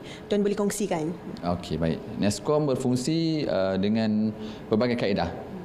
Pertamanya adalah kebiasaannya adalah laporan daripada orang awam diterima di daerah-daerah dan memaklumkan ada berlaku kejadian bencana seperti banjir dan sebagainya. Kalau musim sekarang musim MTL berlaku kejadian banjir, jadi dimaklumkan kepada pusat kawalan operasi kita di daerah, dan pusat kawalan operasi daerah akan respon kepada kes-kes yang berlaku di daerah masing-masing. NESCOM pula berfungsi untuk mengumpulkan data-data dan juga maklumat-maklumat daripada setiap daerah. Dan sekiranya berlaku bencana ataupun suatu insiden yang lebih besar lagi, NESCOM akan berfungsi sebagai pusat perantara sekiranya ada keperluan untuk memanggil lebih banyak daerah ataupun lebih banyak keperluan bantuan manpower ataupun tenaga kerja untuk menyelamatkan bencana. NESCOM akan membuat penyelarasan di peringkat Negeri Sembilan. Tuan, di Negeri Sembilan ini mungkin antara kawasan yang sering berlaku banjir, Tuan boleh kongsikan, dan peranan pihak APM sendiri dalam untuk mencegah monsun Timur Laut ini. Baik, menurut data daripada Jabatan Pangeran dan Saliran Negeri Sembilan ada 120 hotspot. Kalau diikutkan daripada data yang ada ni, di Jempol ada 17, di Rembau ada 17, di Jelebu ada 15, di Port Dickson ada 21, di Kuala Pilah ada 5, Tampin 10 dan Seremban ada 35. Dan kalau kita lihat antara kawasan-kawasan hotspot, contoh di Jempol adalah di Taman Bahau, kalau di Rembau di Pekan Lubuk Cina, di Jelebu di Kampung Telekong, kemudian di Port Dickson di Kampung Jimah Lama, di Kuala Pilah di Rumah Rakyat Kampung Johol, di Tampin Jalan Batang Melaka Gemencih, dan di Seremban biasanya di Taman Happy ataupun Kampung Mantau. Dan APM memainkan dua peranan lah. Pertama adalah peranan kepada penyelamat dan satu lagi adalah Sekretariat Pengurusan Bencana. Sekretariat Pengurusan Bencana ini adalah urusan yang berada di NESCOM ini. Manakala untuk urusan penyelamatan di lapangan, kita memang sentiasa bekerjasama dengan semua agensi untuk memastikan sekiranya berlaku bencana di negeri dan di daerah dapat ditangani dengan sebaik-baiknya. Dan kita pun sentiasa mengingatkan orang awam pada setiap masa untuk sentiasa bersedia sekiranya berlaku sebarang bencana. Dan kita maklumkan kepada lokasi-lokasi hotspot tadi untuk mereka sentiasa bersedialah jika berlaku apa-apa bencana, banjir dan lain-lain. Okay, baik, terima kasih Tuan di atas perkongsiannya. Jadi saya kira sekian sahaja cerita pagi dari Negeri Sembilan. Kita kembali ke Angkasa Puri Kota Media. Terima kasih. Okey. Itu berkaitan dengan persiapan untuk monsun Timur Laut. Masih lagi berkaitan dengan monsun. Kenapa Munawar sekarang ni tengah musim banjir. Jadi apa yang paling penting sekali ialah bagaimana untuk kita menjaga diri kita dalam tempoh musim banjir ini. Jadi kita pada pagi ini kita bawakan Dr. Muhammad Farid Azrai Mohar yang merupakan pegawai perubatan sarjana pakar perubatan keluarga Kementerian Kesihatan Malaysia yang bertempat di Setapak. Okey, doktor. Mungkin untuk permulaannya kita nilai situasi semasa sekarang ni ialah kita faham ada di setengah kawasan ataupun daerah yang telah pun dibuka PPS-nya. Jadi mungkin untuk awalnya, apakah antara persediaan kepada masyarakat yang berada di kawasan-kawasan berisiko ini untuk mereka berpindah ke PPS, doktor? Baik, Assalamualaikum warahmatullahi taala wabarakatuh. Pertama sekali masih pada ATM yang sudi menjemput kita kongsi sedikit tips tentang penjagaan kesihatan waktu banjir. Baik, pertama sekali kita kena faham banjir ni yang bukan satu musibah, ya, ataupun kita boleh kenal sebagai bencana lah. Bencana bukan kencana. Bencana lain lagi. Okey, bencana alam. Dan apabila bencana ini berlaku, ia suatu benda yang tidak dapat kita duga lah. Ya, di mana pun ia, apabila musimnya berlaku, hujan yang berpanjangan, ia akan mengakibatkan banjir. Dan banjir ini sebenarnya apabila ia berlaku, dia akan mengakibatkan banyak dampak-dampak yang negatif, ya, pada masyarakat setempat, negeri-negeri tertentu, ya. Contohnya kita boleh lihat kerosakan harta benda, harta awam, kereta, ya, kenderaan yang lain, bangunan, jalan raya, banyak yang musnah akibat banjir. Jadi oleh sebab itu sangat wajarlah kita sebagai masyarakat di Malaysia, khusus tempat-tempat yang rentan terkena banjir ini, menyediakan atau membuat suatu kesiapsiagaan ataupun langkah berjaga-jaga. Dan saya percaya bukan sahaja di KKM, agensi-agensi yang terlibat yang lain, seperti pertahanan awam, bomba dan lain-lain akan terlibat menggambling tenaga mereka untuk membantu masa-masa banjir ataupun siapa yang punya masalah ketika waktu banjir ni. Dan suka bagi saya apabila kita berkata tentang persiapan banjir ini, ada golongan-golongan tertentu yang perlu kita berikan perhatian yang lebih ketat dalam musim hujan yang berpanjangan ataupun musim banjir itu sendiri. Dan mereka perlu diberi keutamaan dalam rangka memindahkan keluarga-keluarga mereka yang terlibat dengan banjir ke Pusat Pemindahan Sementara atau PPS. Pertama adalah golongan hamil. Golongan individu wanita hamil atau pregnant lady ini sangat penting kerana mereka bukan sahaja menjaga diri mereka sahaja, tapi juga mereka perlu menjaga kandungan yang ibu itu kandungi ketika itu. Dan mereka rentan untuk mendapat komplikasi ataupun penyakit-penyakit, jangkitan kuman sebagainya. Itu yang pertama, ibu hamil. Golongan yang kedua yang kita perlu beri perhatian lebih dan perlu dipindahkan secepat mungkin mereka ini adalah golongan yang terlantar atau bedridden. Mereka sebagai contoh yang menghadapi stroke, seluruh badan, penyakit-penyakit saraf yang tidak boleh bergerak, orang-orang kurang upaya, disabilities, mereka yang sudah lanjut usia, ataupun warga emas, kanak-kanak di bawah umur ataupun masih bayi, mereka ini perlu diberi keutamaan untuk dipindahkan terlebih dahulu. Dan yang ketiga adalah golongan-golongan yang mempunyai penyakit kronik. Dan penyakit kronik mereka ini sangat tidak stabil dan sedang menjalani rawatan. Dan suka saya ingatkan mereka yang berada dalam keadaan penyakit-penyakit kronik yang tidak terkawal ini, perlulah pertama sentiasa mempunyai bekalan ubat-ubatan yang mencukupi. Dan kita selalu sangat mendapat komplain ataupun kes-kes yang berkaitan dengan penyakit kronik ini apabila mereka secara sewenang-wenangnya ataupun culas untuk mengambil ubat-ubatan. Bagi saya ini satu perkara yang tidak boleh berlaku.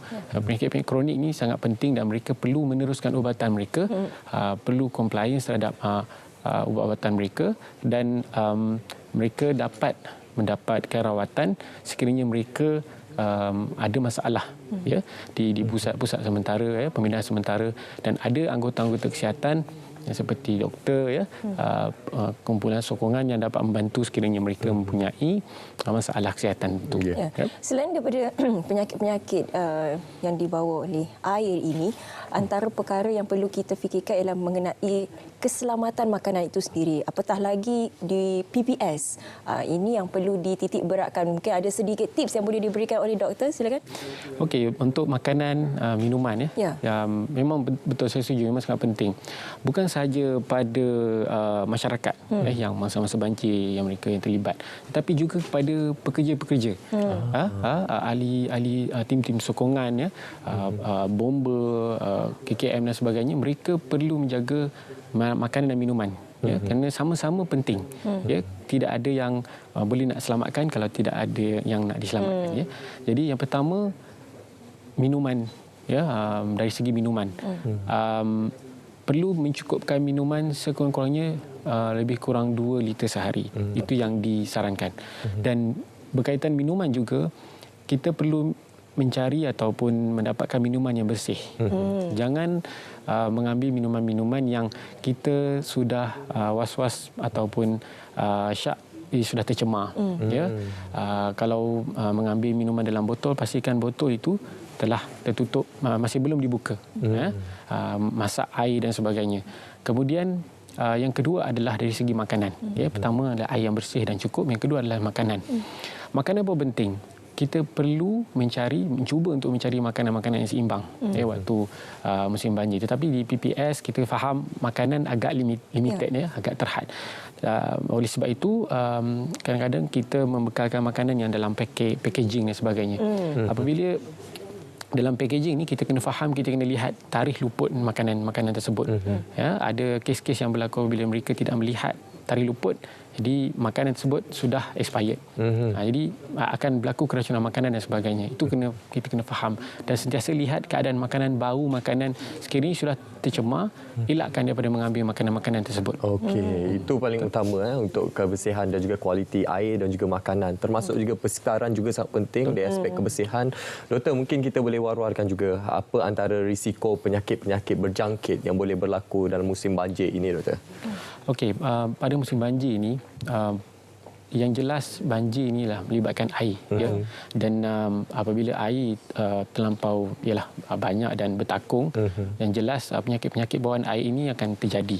Yang paling antara yang paling kerap adalah pertama adalah demam denggi demam denggi, virus denggi ni, kerana bila air bertakung maka mudahlah nyamuk-nyamuk ini membiak. Jadi yang pertama. Yang kedua, penyakit-penyakit seperti leptospirosis, betul, ataupun kita kenali sebagai kencing tikus, juga akibat daripada air-air yang tercemar, dan kita lihat banyak remaja kita ataupun orang-orang muda kita mandi-manda tempat sebelum musim banjir, tak banjir, tiba-tiba banjir, mereka berenang dan sebagainya. Ini dapat menaikkan risiko untuk mereka mendapatkan penyakit ini. Dan selain daripada itu, typhoid, penyakit-penyakit seperti disenteri, itu juga boleh terjadi akibat daripada makanan yang tidak bersih, juga air yang tidak bersih. Sedikit doktor, nasihat kepada mereka yang sedang pun menjadi mangsa banjir, khususnya dari segi penjagaan diri mereka sekarang. Okey, seperti yang saya kata tadi, kesihatan perlu kita jaga dalam rangka kita menghadapi musim banjir. Makan, minum perlu cukup, tidur cukup, dan keselamatan persekitaran juga sangat penting. Kemudian elakkan diri daripada bermandi-manda. Seperti saya sebutkan tadi, zaman kita, orang-orang muda kita sekarang ni, dengan TikTok dan sebagainya, takut buat pesta pula. Gairah, mereka gairah. Saya lihat di saya juga mengikut media sosial, mereka sangat gairah, merakam dan sebagainya. Satu orang kata penasihat yang saya berikan sebenarnya, jangan terlalu gairah mengemaskan atau mengupdate post-post hanya untuk mendapatkan view dan sebagainya. Demi konten sanggup membahayakan diri. Apa yang paling utama adalah nasihat-nasihat, panduan dan juga segala perkara yang perlu kita ketahui untuk keselamatan kita, penjagaan diri kita, terutama bagi mereka mangsa-mangsa yang berada di pusat pemindahan sementara pada ketika ini. Terima kasih kita ucapkan kepada Dr. Muhammad Farid Azrai Muhar, Pegawai Perubatan Sarjana Pakar Perubatan Keluarga Kementerian Kesihatan, setapak kerana sudi bersama dengan kita hari ini untuk berkongsi bagaimana sebenarnya penjagaan kesihatan semasa banjir. Alhamdulillah, satu perkongsian yang bermanfaat insya-Allah kepada kita semua. Dan sekarang ini seperti yang kita janjikan, kita dah semakin mendekati masa pelepasan untuk explore rest kita ni. Run from stress 2023. Tapi terlebih dahulu kita nak hilangkan stres, kita nak saksikan persembahan daripada para baskers kita. Saksikan.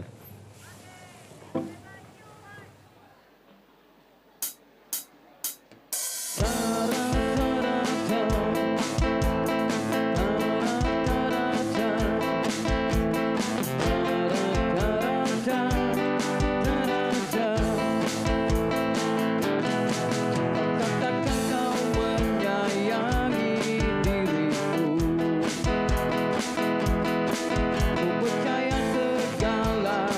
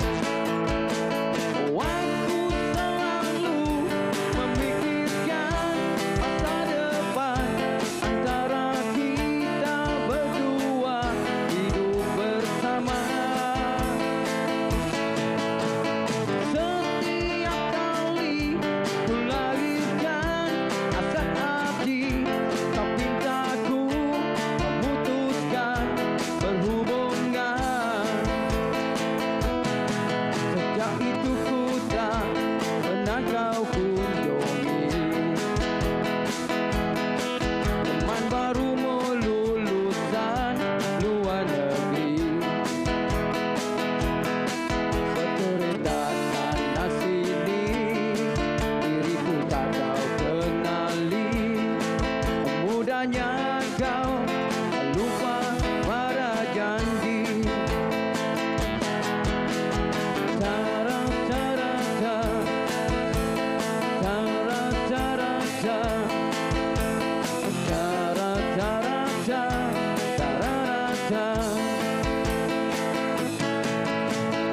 Aku selalu memikirkan masa depan antara kita berdua hidup bersama.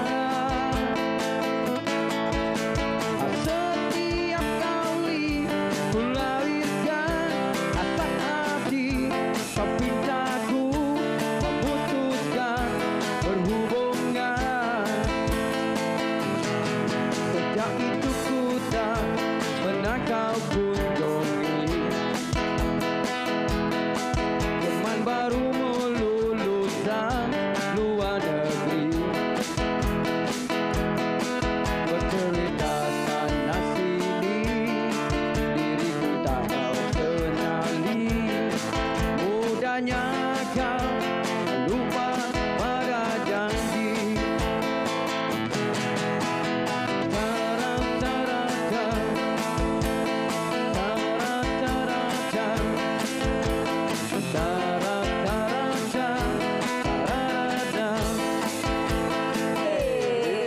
Dinantikan iaitu acara pelepasan peserta Explorers Run from Stress yang telah pun dilepaskan oleh Timbalan Pengarah Berita Ehwal Semasa Encik Muhammad Syahri Saripan. Nah, jadi aktiviti Explorers ini kalau kita boleh lihat nantilah, para pemainnya akan menyiapkan tugasan ataupun games dengan pemikiran yang kreatif di laluan 10 checkpoint di bangunan berbeza sekitar Angkasa Puri, Kota Media. Jadi aktiviti kali ini lebih kepada membina team building sesama ahli, menguji kesabaran dan kekuatan mental serta fizikal ahli. Dan ini membuktikan keazaman dan fokus berserta bahawa nothing is impossible. Ini salah satu inisiatif yang terbaiklah saya kira untuk warga RTM, Run from Stress. Kita tak mahu ada siapa-siapa stres. Ini salah satu aktiviti untuk menghilangkan stres kita, iaitu melalui Explorers Run from Stress ini. Satu intipati ialah selain kita dapat bekerjasama bersama-sama menyelesaikan masalah kan, dapat berlari di sekitar Kota Media Angkasa Puri. Lepas ni kita masuk teruslah. Buka je mic, cabut earpiece, join sekali. Run from stress. Dan pastinya antara yang jadi tumpuan para peserta kita pada hari ini adalah hadiah utamanya. Hadiah utamanya memang tak kalah ya. Ada juga wang tunai sehingga bernilai RM400 dan juga hamper. Yang penting Munawar, masuk menang tak menang akan dapat hadiah. Betul.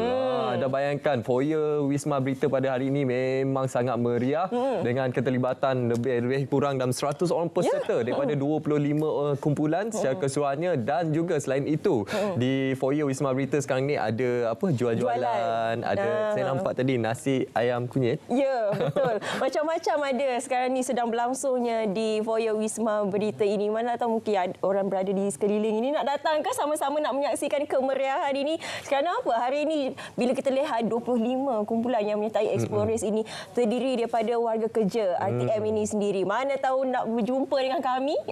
Bolehlah datang ke Wisma Berita. Tapi kalau datang kita tak tahu diorang bersepah kat mana. 10 checkpoint ni. Jadi sangat menarik sebenarnya aktiviti yang dijalankan hari ini. Okey, nasib baik alhamdulillah cuaca hari ini pun baik, cerah kan, tak hujan. Alhamdulillah tak panas juga. Betul. Dan sepastinya nanti kita akan menantikan siapakah pemenang untuk Explorers Run from Stress. Kami akan kemas kini di media sosial Berita RTM. Kita dah sampai penghujung. Sebab kita tak masuk Munawar. Kita bagi Chan orang menang. Kalau kita masuk, manalah tahu. Juara dalam genggaman. Kan. Okey. Tapi tahun depan tim SPM kena masuk lah. Okey, kita hantar wakil SPM tahun depan. Betul. Syafiqah, kita dah sampai ke penghujung siaran untuk siaran pada hari ini. Kita ucapkan terima kasih kepada anda kerana tetap setia bersama kami sehingga ke penghujung siaran kami. Semoga apa yang kami kongsikan pada hari ini memberi manfaat yang cukup besar buat anda semua. Juga terima kasih ingin kami ucapkan kepada semua pengunjung di Karnival Usahawan Desa. 3 hari kami berkampung di sana, Jumaat, Sabtu, Ahad. lihat ramai sebenarnya penonton-penonton Selamat Pagi Malaysia yang datang ke set kita memberikan sokongan. Jadi sokongan anda amat kami hargai. Ya, jangan lupa juga untuk ikuti kami di media sosial Berita RTM. Kami akan kemas kini dengan perkembangan semasa dalam dan juga luar negara, dan juga antara menjadi tumpuan kita pada hari ini adalah berkenaan dengan lawatan Yang Amat Berhormat Perdana Menteri di wilayah Songkhla, Thailand, dan intipati tersebut kami akan kongsikan di portal Berita RTM. Sampai di sini saja. Ya, saya Syafiqah Ishak dan saya Munawar Azmi mewakili tim penerbitan dan juga penerbit kita Rosmawati Nasir mengucapkan terima kasih. Selamat Hari Isnin dan semoga hari anda kekal ceria dan indah sentiasa. Dari sungai hingga ke segara, Palestin pasti merdeka. Kita jumpa lagi. Tanya sama abah tiada rintangan tak dapat ku patahkan. Mindaku fokus dan tak akan tertekan. Aku ada caraku, tak perlu ragu. Ada skills, itu baru pro. Tahu apa ku mahu dan pilihanku. Got skills, that's the way to go. Aku ada caraku, tak perlu ragu. Ada skills, mari sidang bro. Tahu apa ku mahu dan pilihanku. Skills for all, here we go, here we go. Jika tubuh lihat, terlambat sesat. Bulatkan tekad, sasarkan tepat. Destinasi dari hari ini, dari saat ini tiadalah alasan lagi. Ilmu yang ditimba international, perkasakan diri professional, vocational, lantangkan vokal dari beratus lokal. Kau